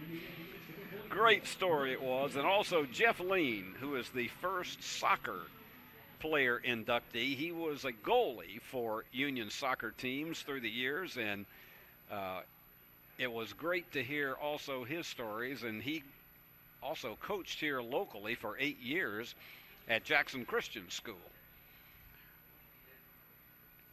And that one's fouled out of play, a ball and a strike.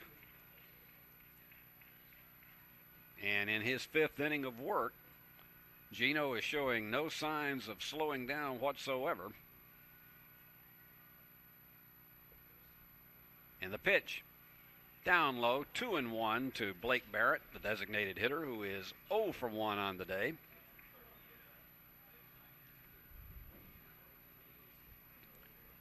Bulldogs trying to come out of the quiet hours of the last 2 innings where they haven't been able to get anybody around the plate. Here's the pitch, and just got around on it too quick. 2 balls, 2 strikes. And Barrett will be followed by Canyon Pace and Dylan Barrett.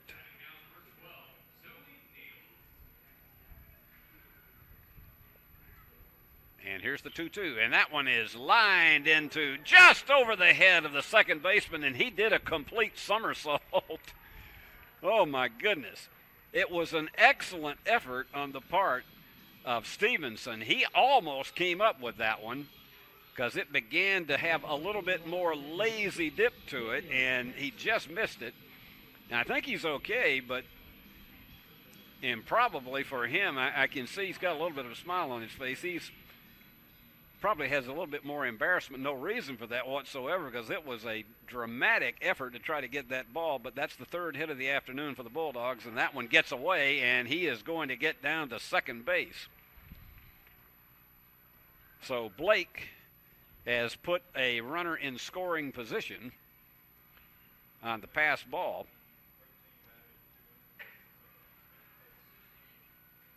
So Union trying to get a little bit of a threat here with Canyon Pace, who has an RBI.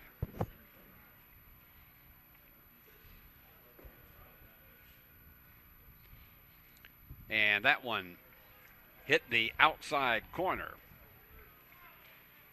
1 ball, 1 strike.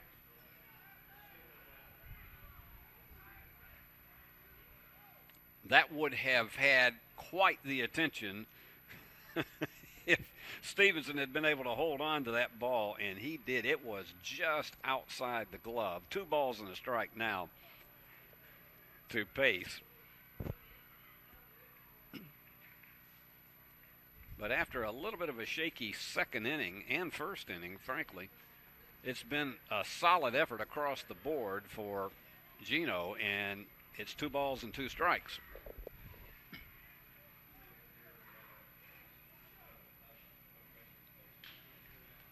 Union would love to just be able to chip away and at least get one in here with nobody out. And that's a high fly ball, and the right fielder is coming in fast, trying to get under it, and he cannot get to it. It's not going to score a run because the runner had to hold up in the event the ball was caught, and it was heads-up base running on the part of Barrett not to get picked off. And it was you got to hand it to O'Connell. He made a valiant effort to try to get into that one and take it. They're going to score it a hit, and justifiably so, because it would have been a miracle catch if he had come up with it, but what a run he made. And they're going to come out and talk to Gino. He's thrown 60 pitches, which is not a great deal for 5 innings, but this is going to be just, I think, a situation so they can detail what they're going to do with 2 runners on now and nobody out. What are the potentials? Obviously, to try to go after the lead runner, or you would concede him going to third if you could get a double play out of it. And scheduled up is Dylan Barrett. He struck out his first time up. Okay. They've settled it down, and so Gino's staying in the game, and there was not any doubt in my mind that he would. 60 pitches, not a lot when you're looking at right now, well, officially 4 innings of work. Now they got to get everybody back on base. So it's going to be runners at first and third. They're going to be playing at double play depth. They would concede the run in this case if they could get 2. And you might expect, with Dillon up at the plate, there's a possibility of the runner at first trying to take second. And that one is going into left field, perfectly timed. Second run crosses the plate for the Bulldogs as Blake Barrett scores, so it's 4-2. Nicely driven into left field by Dillon Barrett. So we got ourselves a 4-2 game. That's the 5th hit of the afternoon for the Bulldogs, and there's still nobody out and runners on first and second, and we go back up to the top of the order with Colby Davis, the center fielder, who is 0 for 2, but this would be a perfect time for him to break out and get a base hit. And the pitch, he's going to bunt, and it's perfectly done. He may get on. Nobody is going. That's a perfect bunt hit. It was between the pitcher and the third baseman, and it was almost like they froze there for a moment, and now you got Gino Cozy in a full-blown jam. The Bulldogs, with nobody out and the bases loaded, give him another hit. That is as perfect a bunt as you could place by Davis, and here comes Chavis, who is 1 for 2. And the left-hander has an opportunity to really deliver, and here's the pitch, and he goes around on that one for strike 1. So this is the biggest jam that Gino has had of the afternoon, with a nobody-out situation and the bases loaded. Here's the wind, and the pitch is out. Is going to be on the outside corner. No balls and 2 strikes.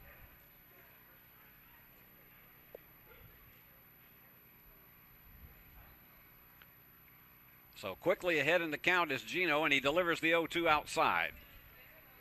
1 ball and 2 strikes. I think they were trying to see if the runners were going to be moving, and that was somewhat of a mini pitch out. Here's the wind and the 1-2. Outside again, 2 balls and 2 strikes.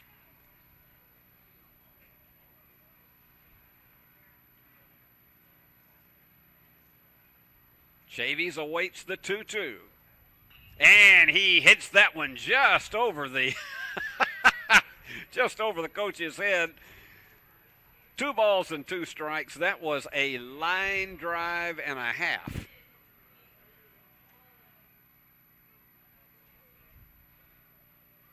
Here comes the 2-2.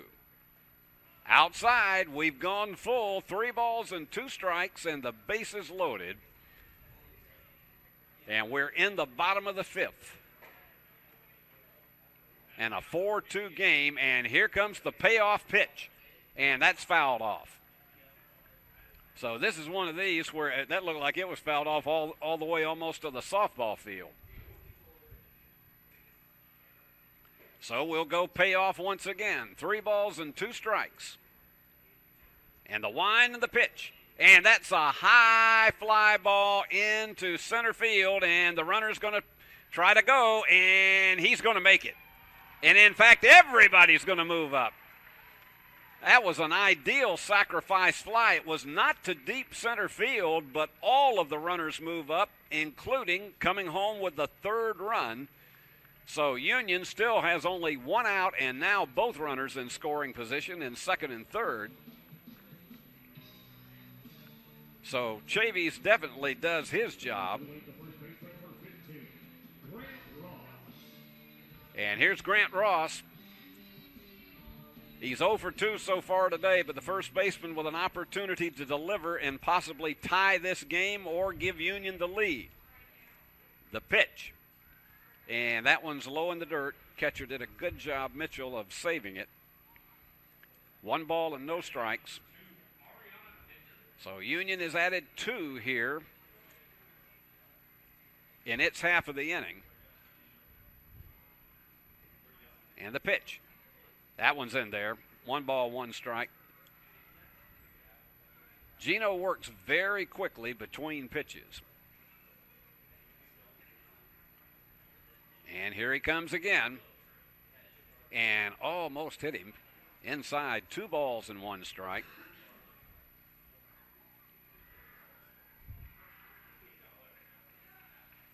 And after Grant, Sisk will be up. Here's the wind and the pitch outside and high. You could almost see that one got away from him. 3 balls and 1 strike. He's thrown a lot of pitches in this inning. 14 to be exact. And they send him on down to first. They just decide to go ahead and put him on. So the intentional walk now makes it a play at any base, and so they decide to take that risk, and Sisk is coming up with the risk. I took that rhyme from our camera operator over here, Billy Bolin II. He came up with that on his own. Here's the pitch, high for a ball. No place to put him with 1 out.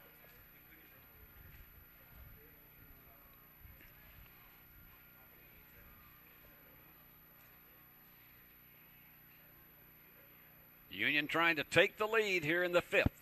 And that one is a hard hit ball. It's going to go to second for 1, on to first, and the double play. And so it was perfectly pitched and perfectly delivered in the outfield. It's 6-4 to 3, but Union did pick up 2 runs on 3 more hits, no errors, and they had 1 man left on base. So at the end of 5, we got a game again. It is Montevallo 4, Union 3.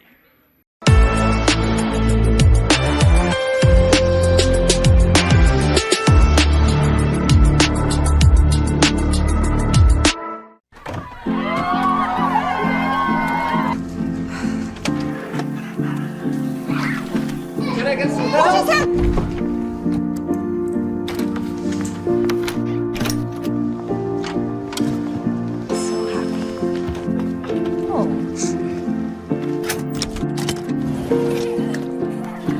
Whatever they went through together. Welcome, guys. Life well planned. See what a Raymond James financial advisor can do for you. When you hear our name, know that it comes with a promise to give back to the community that built us, a promise to provide a human touch in a world that is becoming more automated. Ever since we put our roots down in Jackson in 1996, we have aspired to be community-focused by supporting programs and organizations that are important to our city. At First Bank, it is our mission to be present in our community and to continue the belief that when you bank local, you get more.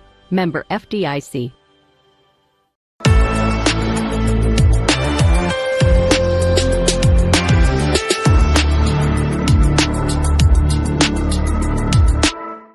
Lane Evans now for his 3rd inning of work in relief of Noah Toney, and now he has something to work with. Instead of being down 4-1, it's 4-3 after the 2 that came in for Union in the bottom half of the 5th. We go to the top half of the 6th, and here is Peyton Stevenson. He's 0 for 1, but he has an RBI and has scored a run, and he walked. His RBI was a bases loaded walk, and that one is down low for a ball. He'll be followed by Croson and Liddy as we move along into the top half of the 6th. We've been at it a little more than an hour and a half this afternoon, and reminding you that about 20 to 25 minutes after this one is over, we'll be back with the second half of this doubleheader, which will be a 7-inning outing. 2 balls and no strikes to Stevenson.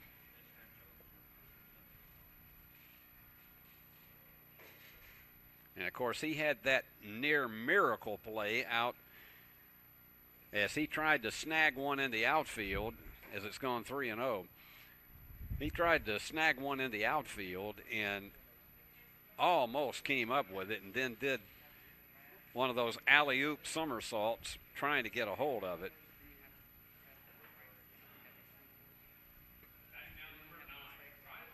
Here goes the 3-0, right down the middle for strike 1. And for Evans, his job is to hold them right where they are and give Union an opportunity for another rally like we saw in the 5th inning. And he got that one on the inside corner. Now he's gone full, 3 balls and 2 strikes.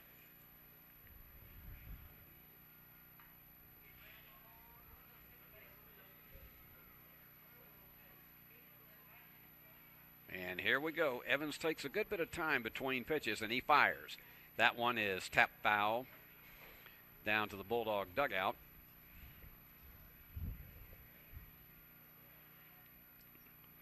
Boy, you can smell hamburgers, hot dogs, whatever that is around the concession areas here this afternoon.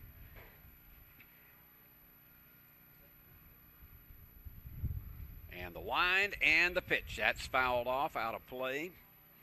3 balls and 2 strikes continuing. 4 runs and 4 hits for Montevallo. 3 runs and 6 hits for the Bulldogs. And Evans gets his sign and delivers. And that one's fouled back off again.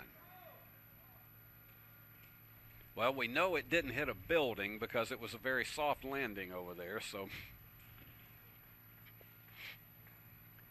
3 balls and 2 strikes once again. And here's another payoff pitch coming from Evans. That's a high fly ball. Third baseman charging, so is the catcher, but it's out of play. Back behind the bleachers, took a bounce and went behind the bleachers.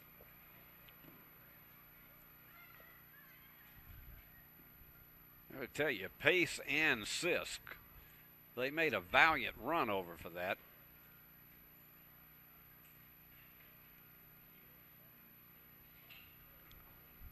And here's the wind and the 3-2.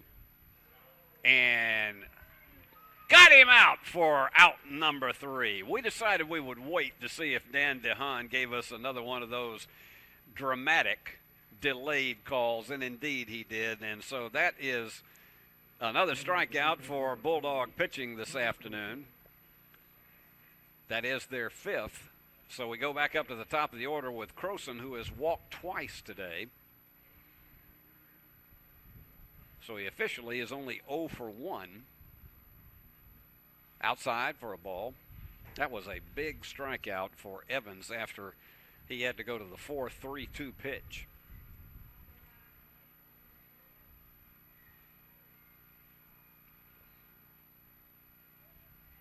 He works more deliberately than some of the others that have been on the mound this afternoon. He fires, and that one's outside. 2 balls and no strikes. He'd thrown 35 pitches coming into this inning. So that's something they're going to keep an eye on, is his pitch count. But he's done a decent job in relief. And here it goes again, and that one's up high. Got away from him. 1 out. Nobody on. And it's a 2-0 count. 3-0 count, pardon me. This one will go down the middle, and it does for strike 1. 3 balls and 1 strike. And Liddy is on deck. And he's delivered 2 RBIs this afternoon. And the pitch, up high for a ball. So Croson trots down to first with his 3rd walk of the afternoon. Now Liddy is 1 for 3 with 2 RBIs. And you got to figure this might be a perfect situation for a hit and run. And with a left-hander up, it's really, and he went after one big time and missed it for strike 1. He was looking to go around about that 335 sign.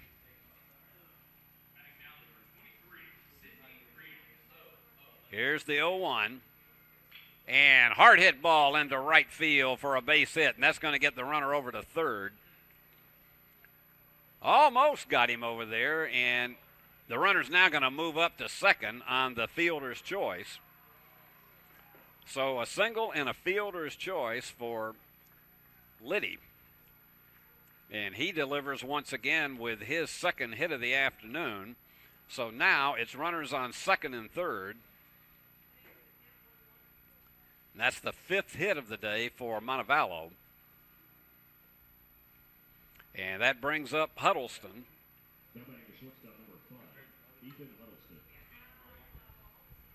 And Ethan today is 0 for 3. He struck out once.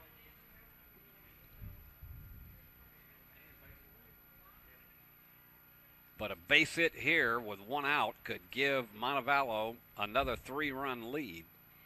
And the pitch, and that's fouled out of play. No balls and a strike. First baseman Logan Harbin will be next.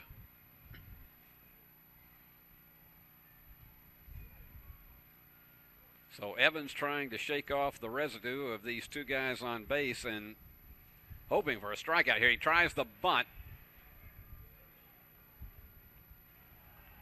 And calls it a strike, so it's no balls and 2 strikes. This is a big pitch coming up right here.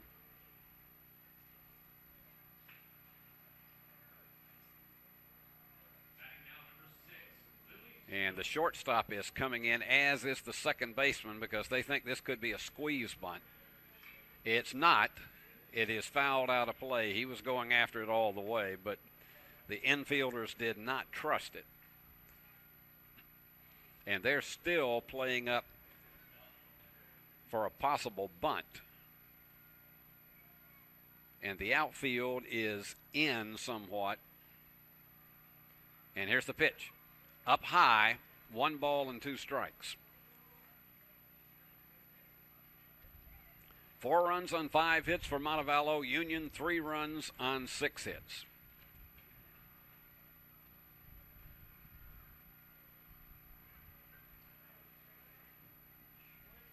And here comes the 1-2 from Evans. And he got him on that one for strike 3. He went around on it. The batter had a few, shall we say, looks and a short conversation with the umpire, but to no avail. Big strikeout for Evans. And for Union, that is the 5th strikeout for Bulldog pitchers this afternoon. And here comes the cleanup hitter, Harbin, with those 2 runners still on. And if Evans gets out of this one, this will be a huge relief job. And that one's in there for a strike. Harbin, 1 for 2 on the afternoon. He has scored a run.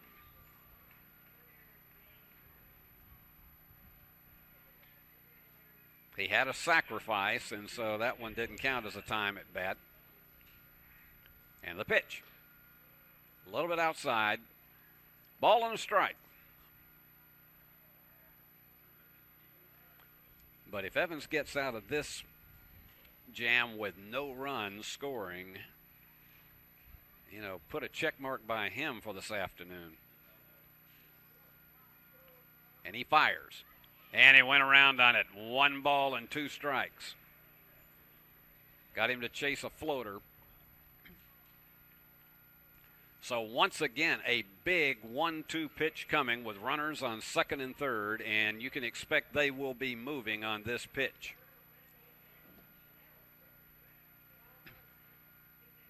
Here's the wind and the pitch, and that one is going into right field. What a clutch hit, and it is going to bring in 2 runs. Liddy slid in under the tag. That was a big bit of clutch hitting into right field. He went right with the pitch on that one to bring in 2, and it's once again a 2-out hit that gives Montevallo a 6-3 lead. And it happened on a 1-2 count. So a 2-run single.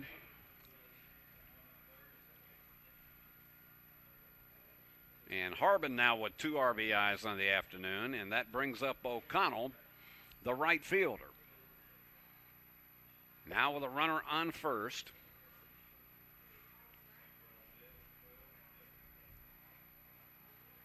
Go back to right field number 18, Jake O'Connell.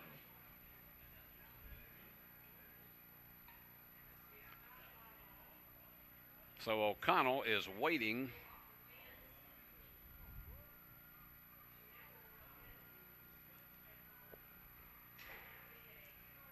And DeHaan's going to get back behind the plate again.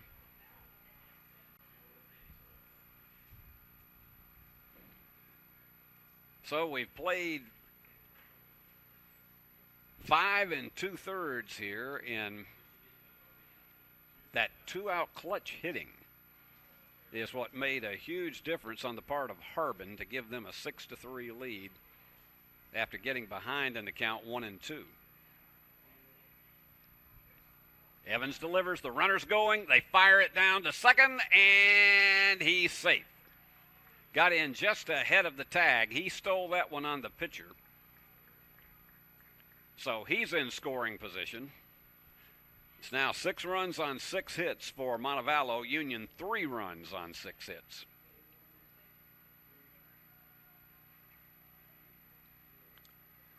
But the Bulldogs have walked 7 hitters today, and that has been a challenge for them with those bases on balls. They've hit a couple of Montevallo players.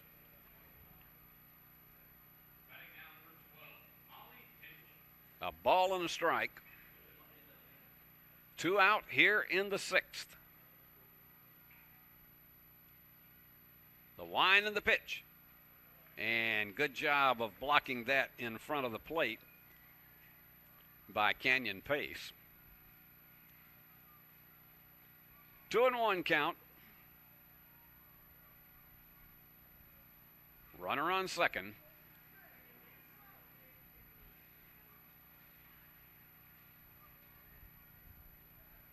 Evans very deliberate between pitches. And that one's sliced foul out of play. And we have gone pretty well overcast. The sun behind a lot of these low-hanging clouds, and now we've got more clouds overhead. None of it scheduled to bring us a threat of rain this afternoon, but it's we had in the forecast mostly cloudy when we got past the 2 o'clock mark, and we're almost there now. So the wind might feel a little bit more chilled without that sunshine that we had at the beginning of the game today. Here's the pitch. And that one's low. 3 balls and 2 strikes. It shouldn't be a problem for most of the rest of the way for the outfielders having to shade themselves on a fly ball. But this now has just evolved into one of those hazy days. And here's the pitch. And that one's out of play once again. So we'll go with another payoff pitch with 2 out. And we've stayed right at about 62 degrees, but the wind making it feel about 3 or 4 degrees chillier than that.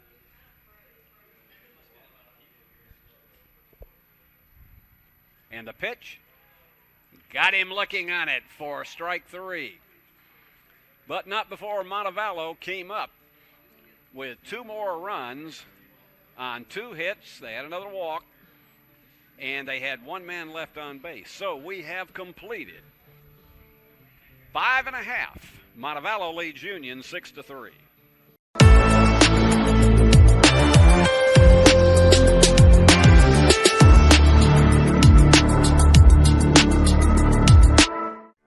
Your life. Your home. Your business. Your future. Focusing on you, West Tennessee Bank strives to serve its clients in every season of life. With vast experience in personal and business banking, we take pride in guiding you through significant events. At West Tennessee Bank, we help you realize your dreams.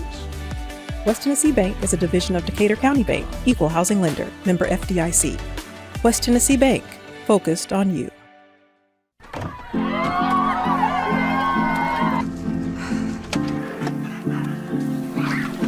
Can I get some help?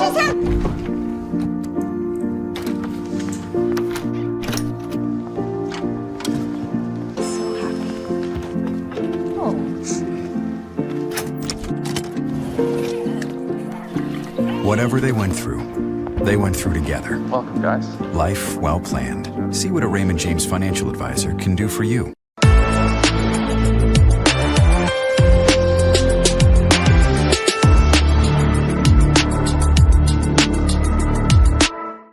Now, Gino Cozy is coming in for his 6th inning of work. He's thrown 82 pitches so far.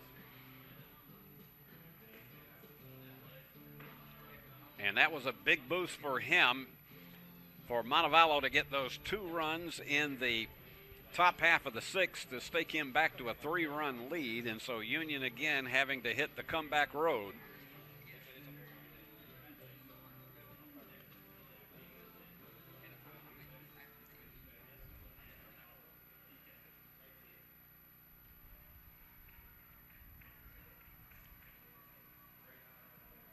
And checking in at the plate, Alec Hardy, the second baseman. He's 1 for 2, and he's scored a run. He also has stolen a base.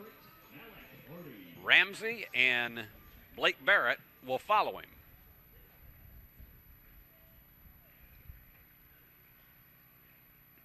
And the pitch.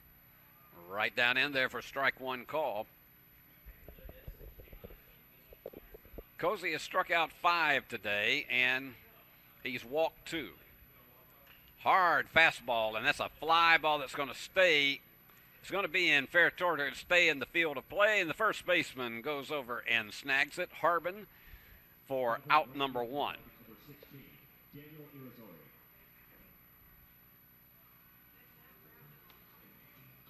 So that will bring up the left fielder Ramsey, a left-handed hitter. He has walked once, officially 0 for 1 this afternoon.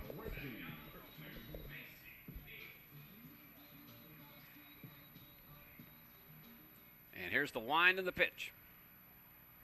And it caught that outside corner for strike 1.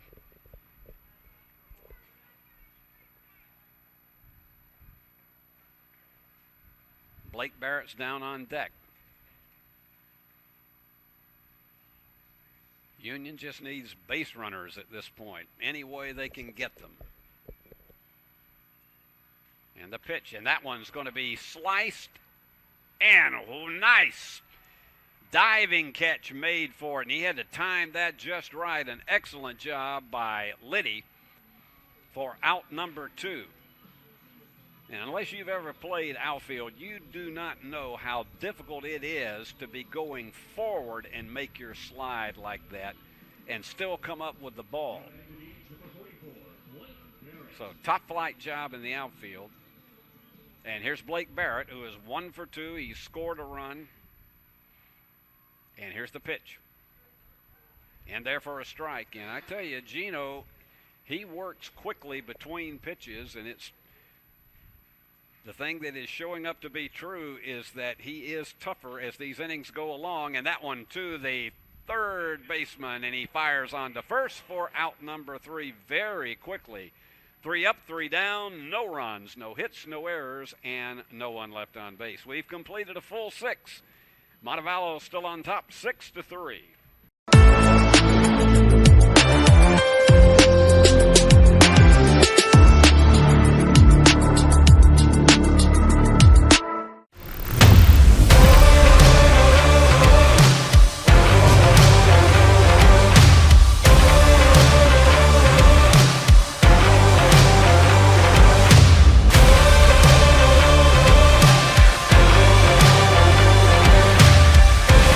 Dynamics Physical Therapy, your elite provider in sports medicine and performance.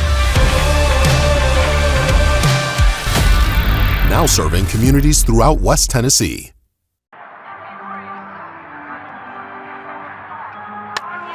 Legends never die, but your AC unit might. Routine maintenance and repair by McCoy's Heating and Air now will keep your system running at full capacity and potentially avoid costlier repairs and downtime when you need your AC the most. Our York certified and trained technicians are the best in the game. Go home to comfort with spring maintenance from McCoy's Heating and Air.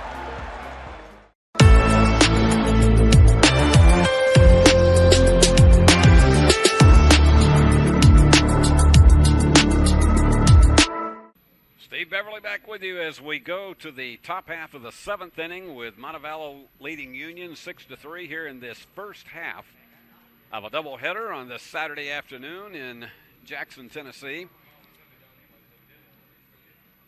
And in for his 4th inning of relief work is Lane Evans. And getting ready to get back under the plate is Canyon Pace. So Montevallo came up with those 2 insurance runs that definitely improved their cause and hurt the Bulldogs back in the top half of the 6th inning, and they're looking for more insurance now. And here is Luke Mitchell, the catcher. He's 1 for 3, and he's scored a run. He struck out twice. Evans thrown 58 pitches so far this afternoon. And he fires, and that one just misses the corner. Ball and no strikes.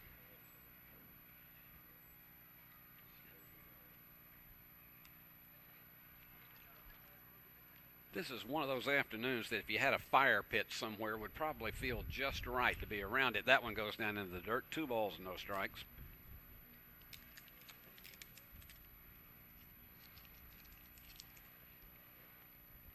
Day like this reminds me of the old days of TV baseball on Saturday afternoon with Dizzy Dean and Pee Wee Reese. You couldn't miss with that. That's outside. 3 balls and no strikes.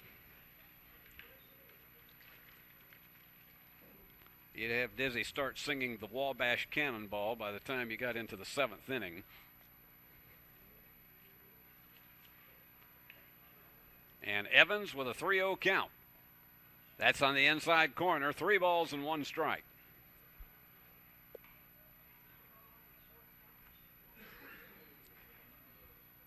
Also had a sports awards show at Union on Thursday night that honored outstanding performances for athletes across the board in sports. And there is a high fly ball that is about a mile in the air, and getting under it is the shortstop, Barrett. He nails it for out number 1. You had about 3 guys converging at that point in time. I was calling a high school game earlier this season, and you had a similar situation, and all 3 guys collided with each other. I think Billy Bolin II was directing that game.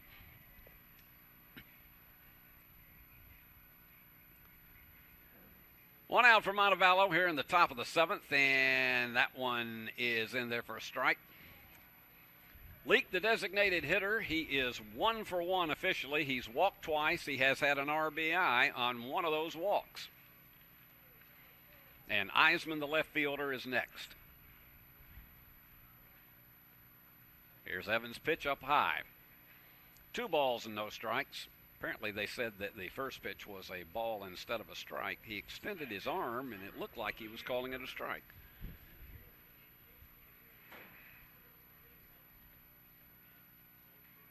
Evans with the pitch, and that one rolls away from the catcher, so he's gone 3-0 with 1 out here in the top half of the 7th. This one goes 9, and our second game will go 7 innings.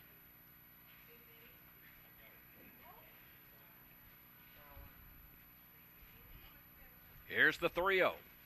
Up high, and so he walks him on 4 pitches, and that will bring up Eisman. Barry this afternoon is 0 for 1 officially. He has walked once. He has scored a run.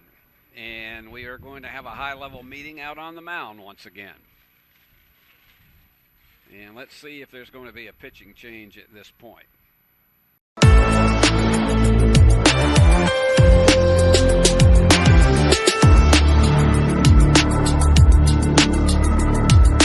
Are you looking for a Christian college or are starting the college search process?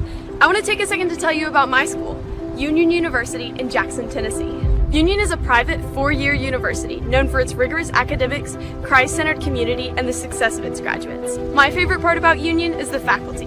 The professors here are so intentional about helping students grow not only academically, but also spiritually. You should check out Union for yourself. Come for a visit. I know you'll love it. At Union University, you'll be transformed.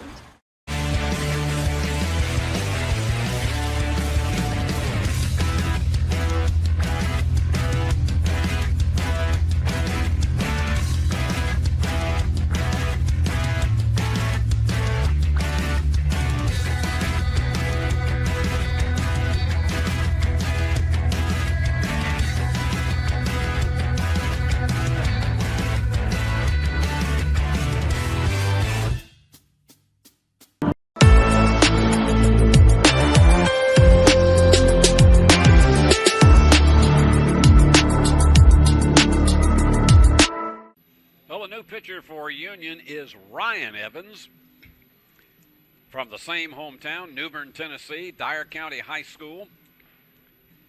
He is a junior. His brother Lane is a sophomore. And his job is to try to hold it right where it is and give Union an opportunity to make another rally. Barry Eisman checks in. He is 0 for 1. He has scored a run. He has walked. And there's a runner at first with 1 out.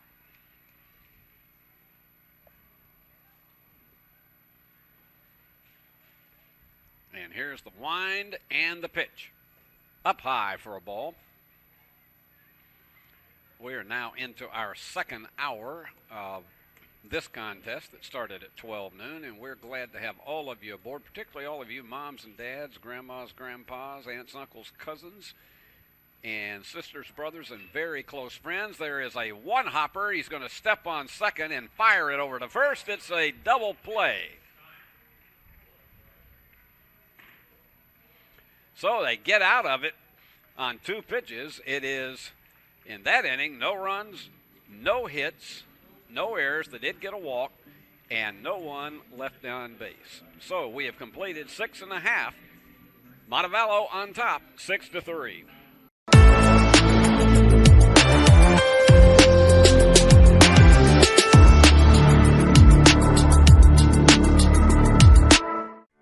Your life, your home, Your business. Your future. Focusing on you, West Tennessee Bank strives to serve its clients in every season of life.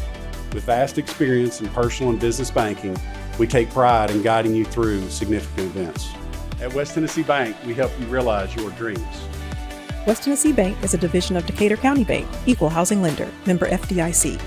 West Tennessee Bank, focused on you.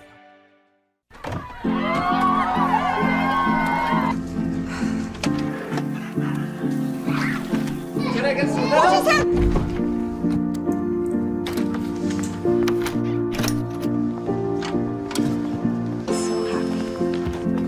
Oh.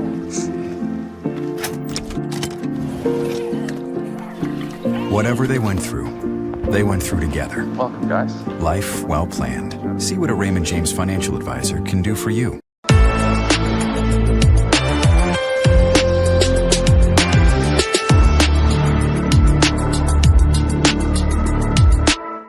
Well, that was a good job of clutch relief pitching on the part of Ryan Evans to get him out with a double play. And Gino Cosi is out for his 7th inning of work. He's thrown only 82 pitches. I know they'd like to see him go potentially all the way in this one, and he'd have to go another 3. You get over that 100-pitch mark, and that is where it begins to be iffy as to whether or not you're going to continue on. And Canyon Pace is the first one that he'll face as we go into the bottom half of the 7th. We just had the 7th inning stretch.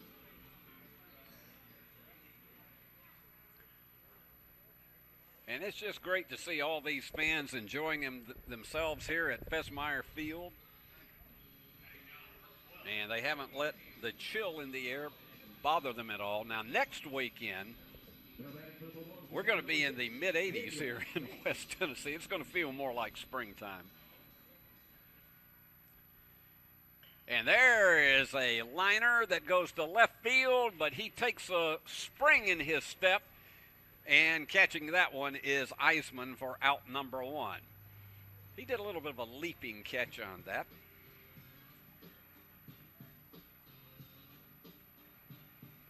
And here comes Dylan Barrett, the shortstop. 1 for 2 this afternoon with an RBI. And again, this is a situation where Union just needs base runners any way that they can get them, and that's in there for a strike.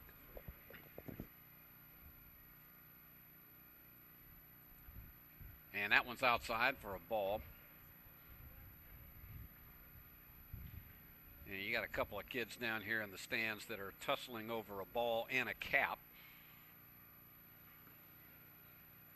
Seems like the kind of stuff I used to do when I was a kid at the ball game, but they're having the best time.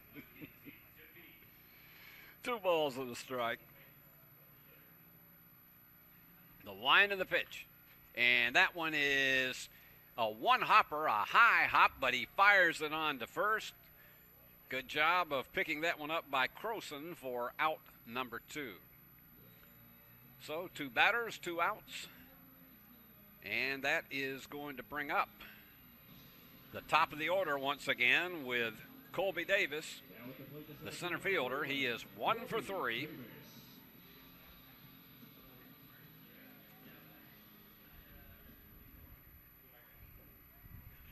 And that one is a high foul out of play just beyond the bleachers.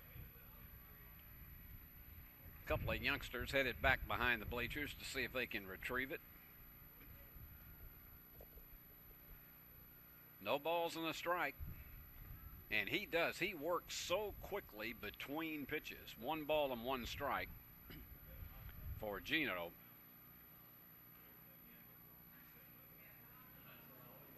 And except for that 2-run 5th inning, he really has had more of his really good stuff as the later innings have evolved, and it's a ball and 2 strikes.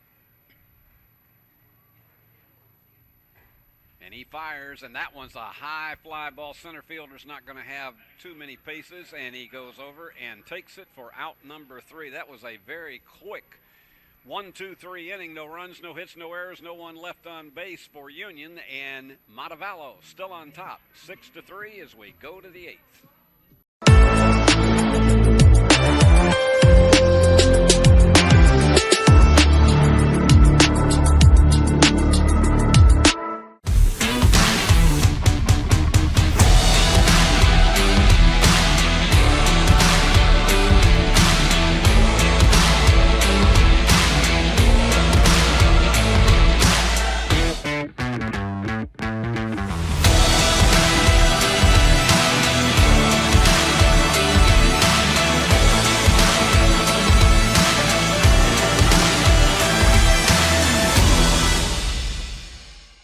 The award-winning BallGame Blitz Sports Network from Worthy Road Studios. Over 750,000 views in 2023. We're where you need to advertise. Subscribe to our YouTube channel and join over 4,500 subscribers watching local sports. The Jackson Rockabillys, Union University, Bethel, USJ, TCA, Jackson Christian, Sacred Heart, and Peabody. Multi-camera broadcasts, slow-motion instant replay, on-screen scoreboard and graphics, and professional announcers. Thanks to our sponsors who make it all possible. The BallGame Blitz Sports Network from Worthy Road Studios. The premier sports broadcast network in West Tennessee.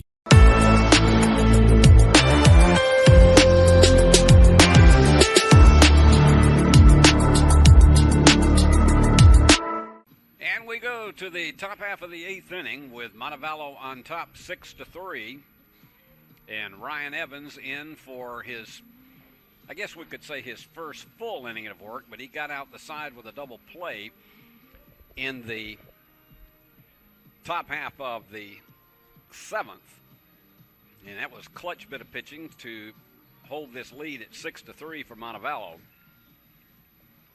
6 runs, 6 hits, no errors for Montevallo. For Union, 3 runs, 6 hits, and no errors. And standing in is Peyton Stevenson, the second baseman. He is officially 0 for 2. He has an RBI on a bases-loaded walk, and also he scored a run.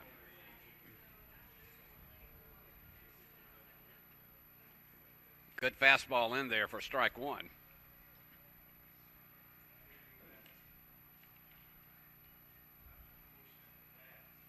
tough part after a good first 3 innings were bases on balls and hit batsmen, particularly in that 4-run fourth that Montevallo had. Nice snag by the third baseman. Long throw to first. Extends the arm up, and that's out number 1. Good job on that play by Sisk to stay with it. That was a hot shot. 1 out, and that brings up top of the order with Croson. He has walked 3 times this afternoon.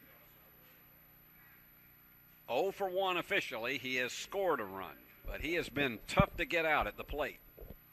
Outside for a ball. He'll be followed by Liddy, the center fielder.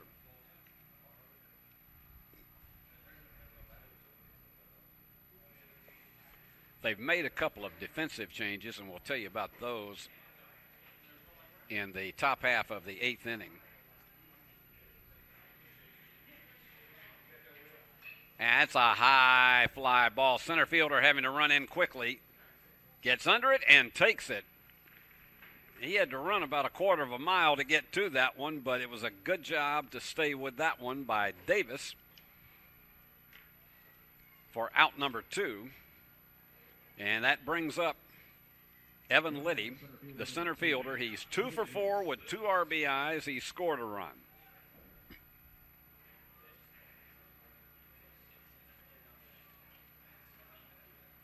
He's allowed no base runners so far, and that one just got away, and so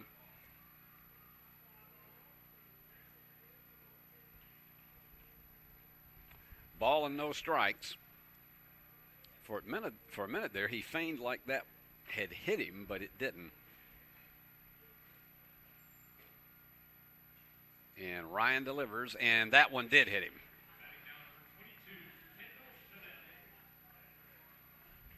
That one just completely got away from him and hit him in the back, so allows a base runner on. That is the 3rd hit batsman to reach base for Montevallo, and here comes Huddleston, the shortstop, who is 0 for 4 today. He struck out twice, and he's on with a runner on first and 2 out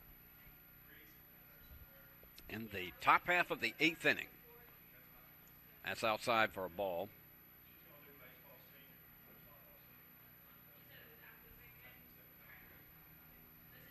And they're playing him. They've shifted a little bit more to right field for him. And they go to first, and nothing doing. And it looks like for pretty much the rest of the afternoon we're going to have this overcast, but again, no threat of rain in the forecast. And the pitch. That's low and outside for ball 2.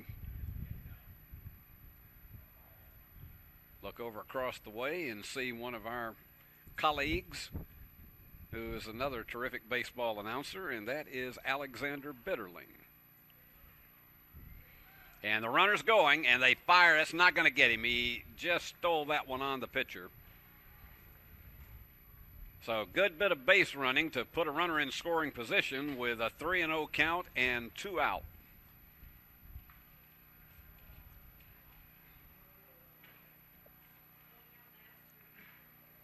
And Huddleston stands in with an opportunity to potentially, he's probably taking this pitch all the way. And he does. And he's going to third. Now, let's see, do they send him back on that? No, they're going to let him stay on third. Because he was already gone before the pitch was delivered, and so runners on first and third, 2 stolen bases. So now it's a significantly more of a jam, even though there's 2 out, runners on first and third. And here is Harbin, the cleanup hitter, who is 2 for 3 with 2 RBIs, and he scored a run and stolen a base. And that one's fouled back behind us.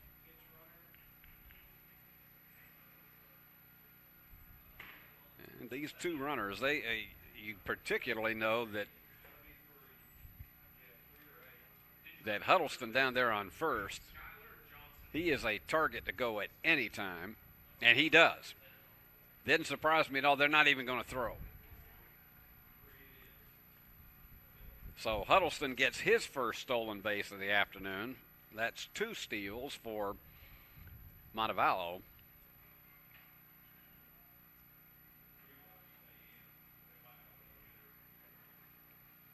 And here's the pitch.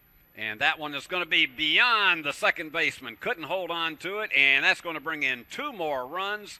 Clutch bit of 2-out hitting by Harbin, and that makes it an 8-3 game. So Harbin with 4 RBIs on the afternoon, and both of his big hits have come with 2 out. And here comes Irizarry. He is one of the replacements in the outfield. He's playing right field now and hitting in that number 5 slot.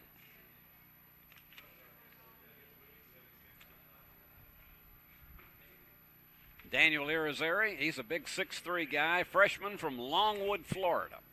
And they hit him. Another one that got away, and so now there are runners on first and second.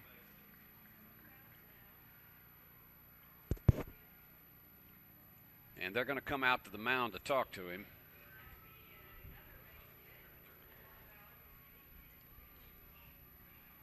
That is the 4th batter to be hit today by Union pitching. And I don't think we're going to see anybody coming in from the bullpen on this one. Montevallo now with 8 runs on 7 hits.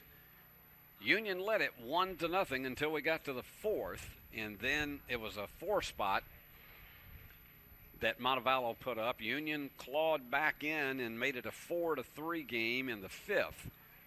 2 more in the 6th for Montevallo, and now they've added 2 more here in the 8th, and they still, with 2 out, have runners on first and second, and the 2-run single came with 2 out. So Irizarry back up, and he'll be followed by Mitchell, the catcher. Actually, Mitchell is up now because Irizarry's on base with the hit by pitch. And, well, what can you say? And nobody is probably any more frustrated about that than is Evans. So the hit batsman loads the bases up with 2 out.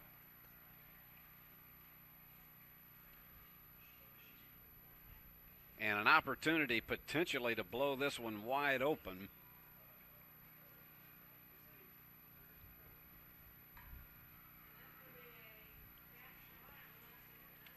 And let's see, this is Jackson Norris who is coming in.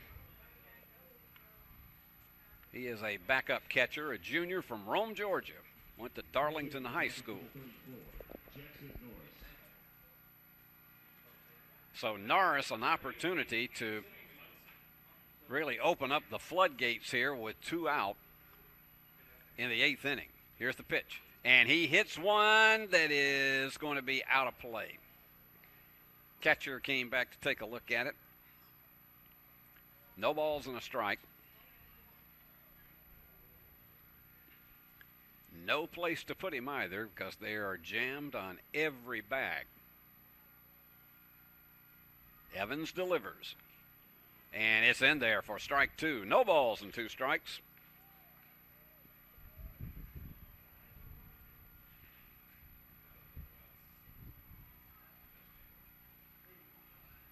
And here we go with the 0-2. And that one sliced foul behind us. We did not hear the thud of it crashing into a building. Well, that might have been a delayed thud that we just heard. No balls and 2 strikes. Here's the pitch. And that one straight over our heads. I always love to see how the press box decides to turn around and everybody has to take a look if it goes in that direction. 0-2 with 2 out.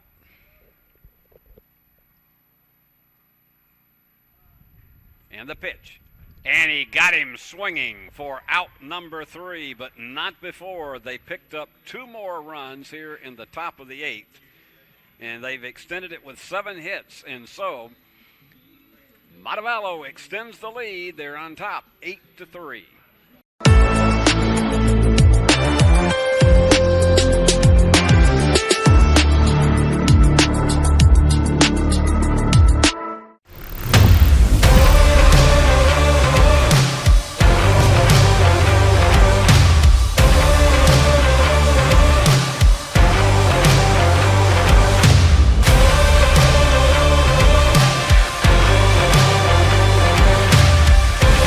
Dynamics Physical Therapy, your elite provider in sports medicine and performance. Now serving communities throughout West Tennessee.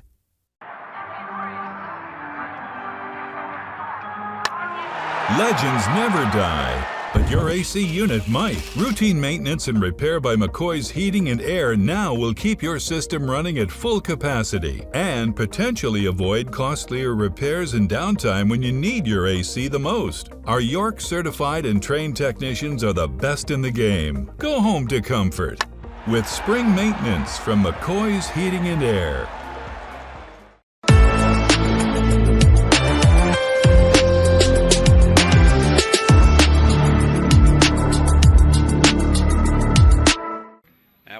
You that you can, on Union University's uuathletics.com, not only see this game, but you can also see the women's softball game that is going on right now right behind us as the Lady Bulldogs try to cinch a conference championship, and that would be a fabulous accomplishment this year.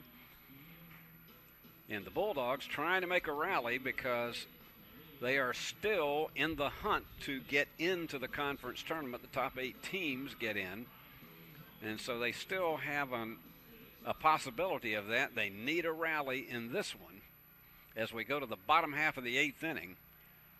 And Gino Cozy has gone all the way. And here is Chavies, the right fielder. He is 1 for 2 with an RBI. He'll be followed by Ross and Sisk. And he delivers to the left-hander inside for a ball.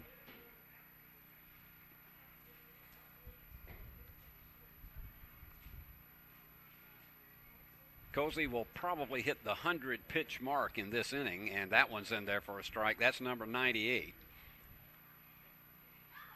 He's thrown 62 strikes today out of that, right at a 2-for-1 ratio of strikes to balls, and he hits another one there, and this is going to be his 100th pitch of the afternoon, and just over the head of, oh my goodness, that was an excellent hit, but it just about crashed into Cozy, but Gino's okay. He hit the deck hard.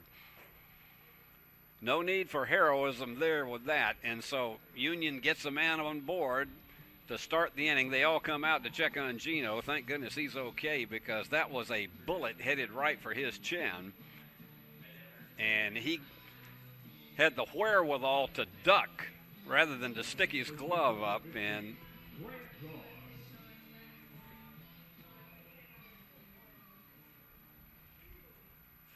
so here we go with Grant Ross. And they're going to come out and talk to Gino for a minute and make sure he's okay. That was his 100th pitch, but as strong as he has been, I would be very surprised if they take him out here. But it looks like somebody's coming in from the bullpen, so forget my crystal ball on that. It looks like it is going to be and it is. And so nice job this afternoon by Cozy to hold Union to 3 runs on 7 hits. He will be responsible for the runner who is on first base. We'll tell you about the new pitcher after this timeout.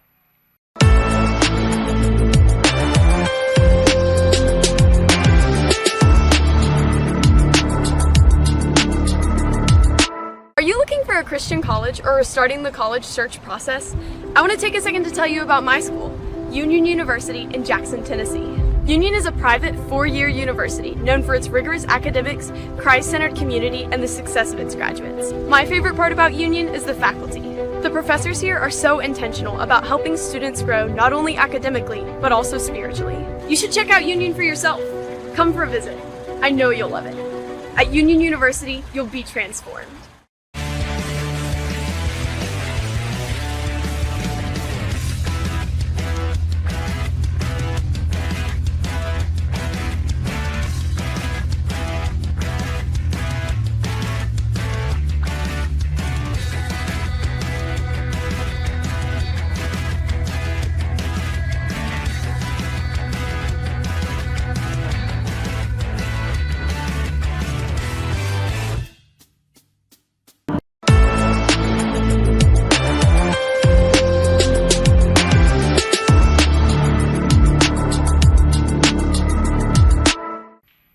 Pitcher for Montevallo is Zach Wyatt. He is a freshman from Pelham, Alabama. You can close the book, except for the runner on base. You can close the book on Gino Cozy. He ended up with giving up 3 runs on 6 hits. All 3 runs were earned. He walked 2 and struck out 5, but just did a solid job, particularly in the later innings. He just seemed to get stronger and stronger and stronger, but after that near shot to the head, in which he fortunately ducked out of the way, they decided to call it an afternoon for him, and so Wyatt will see if he can shut it down the rest of the way.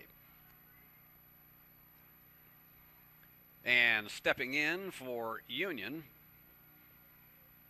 is Grant Ross, the first baseman, and that's up high for a ball.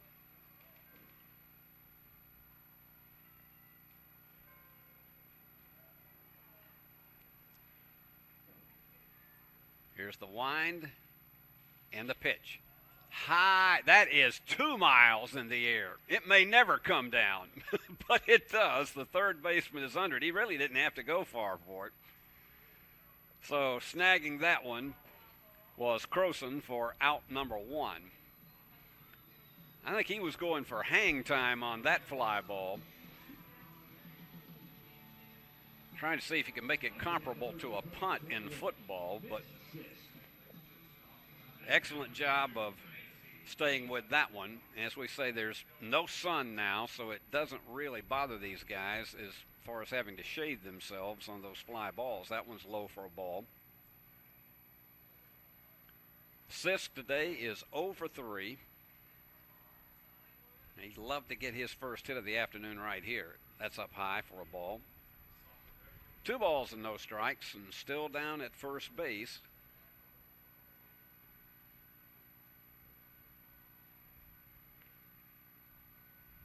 The pitch hit the inside corner. 2 balls and 1 strike.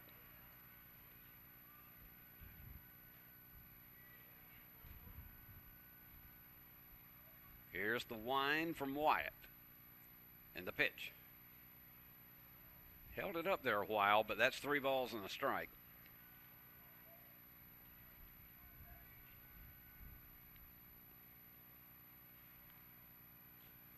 Alec Hardy will be next for the Bulldogs.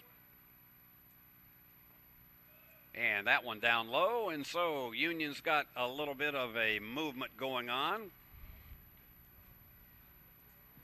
as there are now runners on first and second with 1 out.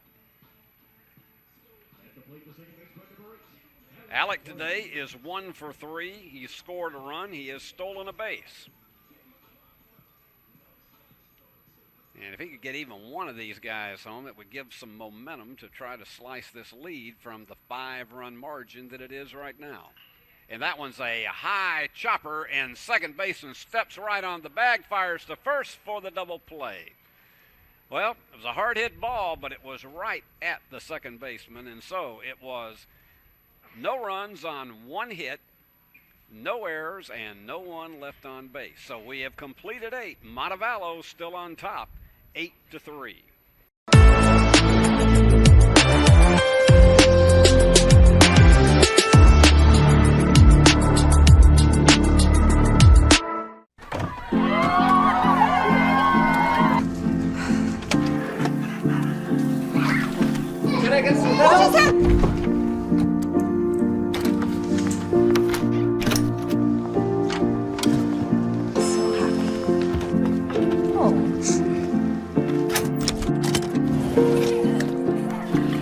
Whatever they went through together. Welcome, guys. Life well planned. See what a Raymond James financial advisor can do for you. When you hear our name, know that it comes with a promise to give back to the community that built us, a promise to provide a human touch in a world that is becoming more automated. Ever since we put our roots down in Jackson in 1996, we have aspired to be community-focused by supporting programs and organizations that are important to our city. At First Bank, it is our mission to be present in our community and to continue the belief that when you bank local, you get more. Member FDIC.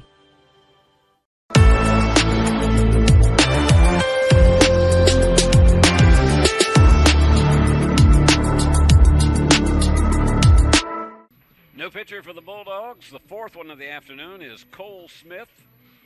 He's a right-hander, 6'3". He's a freshman from Clarksville, went to Clarksville Academy.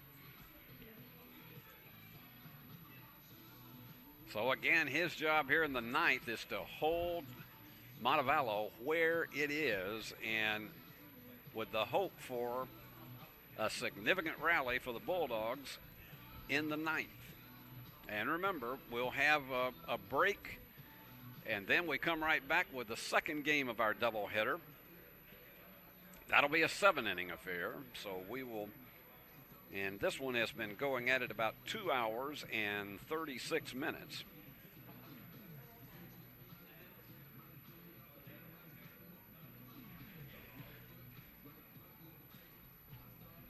So we start the top half of the ninth inning. And here is Cunningham, the left fielder. He came in 2 innings ago. Wyatt Cunningham, his first trip up to the plate this afternoon. And that one misses the corner for ball 1. Wyatt is from Austin, Texas. Went to McCallum High School. He's a 5'9" sophomore, and the pitch is in there for a strike. 1 ball, 1 strike.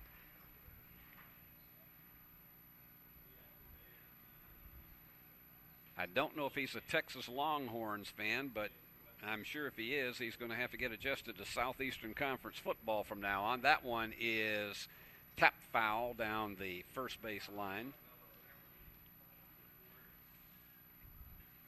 A ball and 2 strikes. Each team with 7 hits, but it has been Montevallo who has bunched many more around. They've had 9 walks and 5 hit batsmen along with those 7 hits, and that's been the big difference in this game. And struck him out looking for the first out. And here comes Peyton Stevenson, the second baseman. He is officially 0 for 3, but he has an RBI. He scored a run. He's walked and done a little bit of everything this afternoon. Had a couple of really significant fielding plays. And here's the pitch. Ball and no strikes. Nobody on. Stands have been relatively quiet since the 2-run rally that Union had in the 5th inning.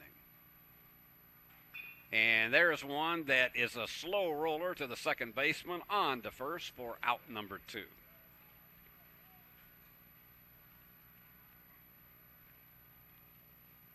So 2 down now in the top half of the 9th inning.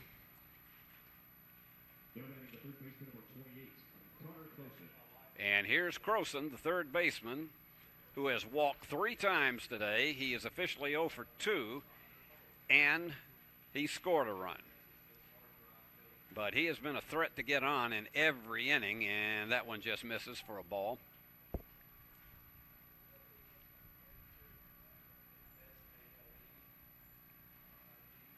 Two down here in the top half of the 9th.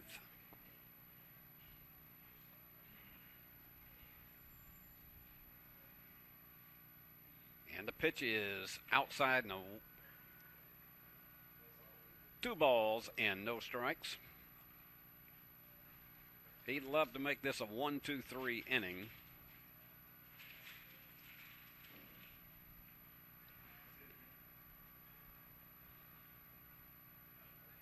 The wind and the pitch. That was a slow curve that missed 3 balls and no strikes.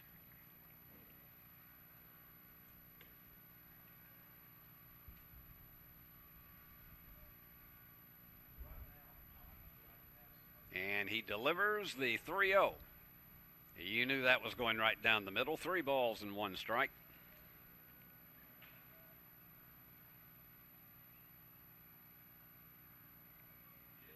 You got to believe that if he gets the pitch he wants, he's going to be teeing off on this one. Croson awaits it and the pitch, and he did, but he went around too quickly, and it's 3 balls and 2 strikes. We've gone full with 2 out and nobody on.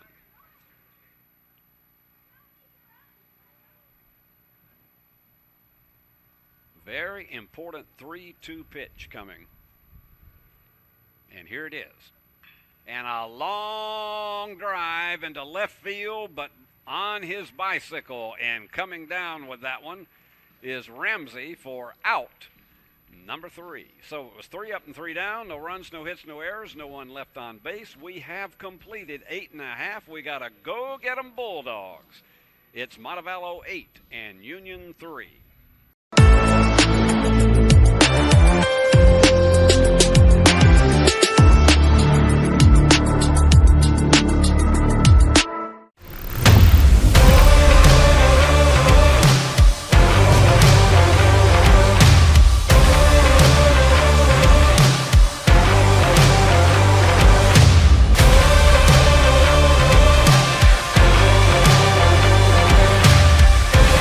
Dynamics Physical Therapy, your elite provider in sports medicine and performance. Now serving communities throughout West Tennessee.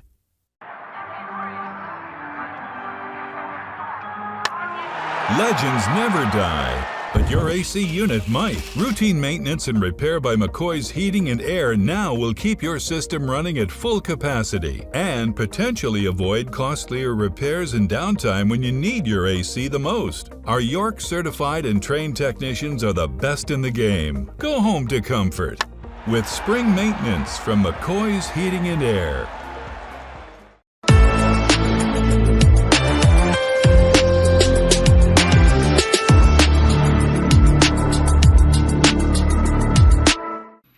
Zach Wyatt back out for his second inning of relief for Montevallo, and it's Elijah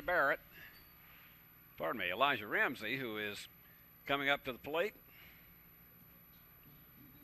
And he'll be followed by Blake Barrett and Canyon Pace.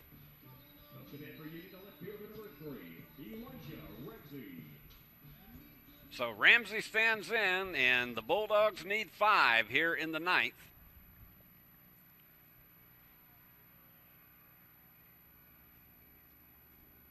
And Wyatt fires. That was fouled off over to the Temps.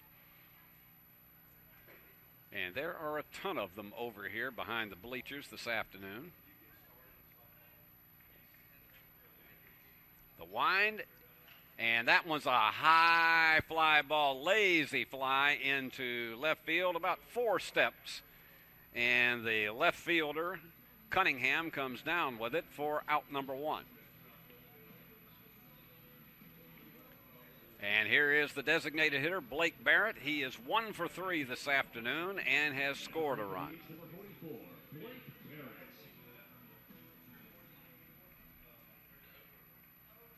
And working very quickly, firing a fastball that's in the corner for strike 1. Wyatt wasting no time.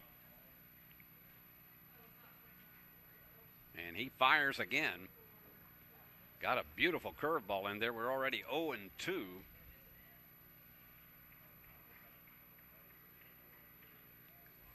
Wind and the pitch.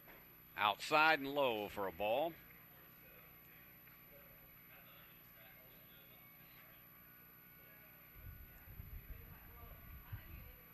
And here's the 1-2. And that one goes foul down the first base line.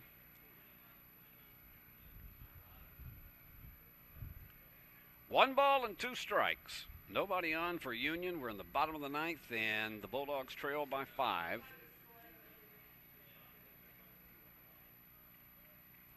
on what has become really a comfortable, if windy, Saturday afternoon. And that one is fouled off again. A one-handed spear down there by the first base coach.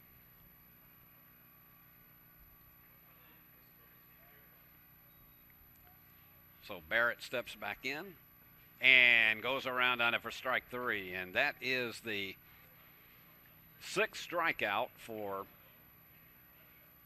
Montevallo pitching this afternoon.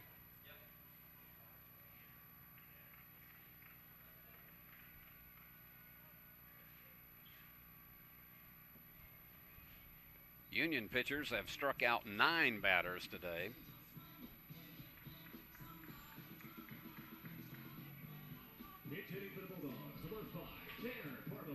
Tanner Parmalee comes in as a pinch hitter from Selmer down at McNary Central. And he takes the ball. He is the last hope for the Bulldogs in this opening game of the doubleheader, and that one's up high. 2 balls and no strikes.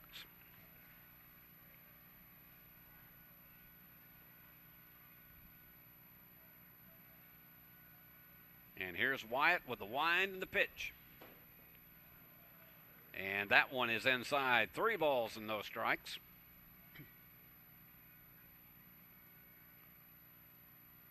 So Parmalee will be taking this pitch all the way at 3-0. And Wyatt fires right down in there for the strike. 3 balls and 1 strike.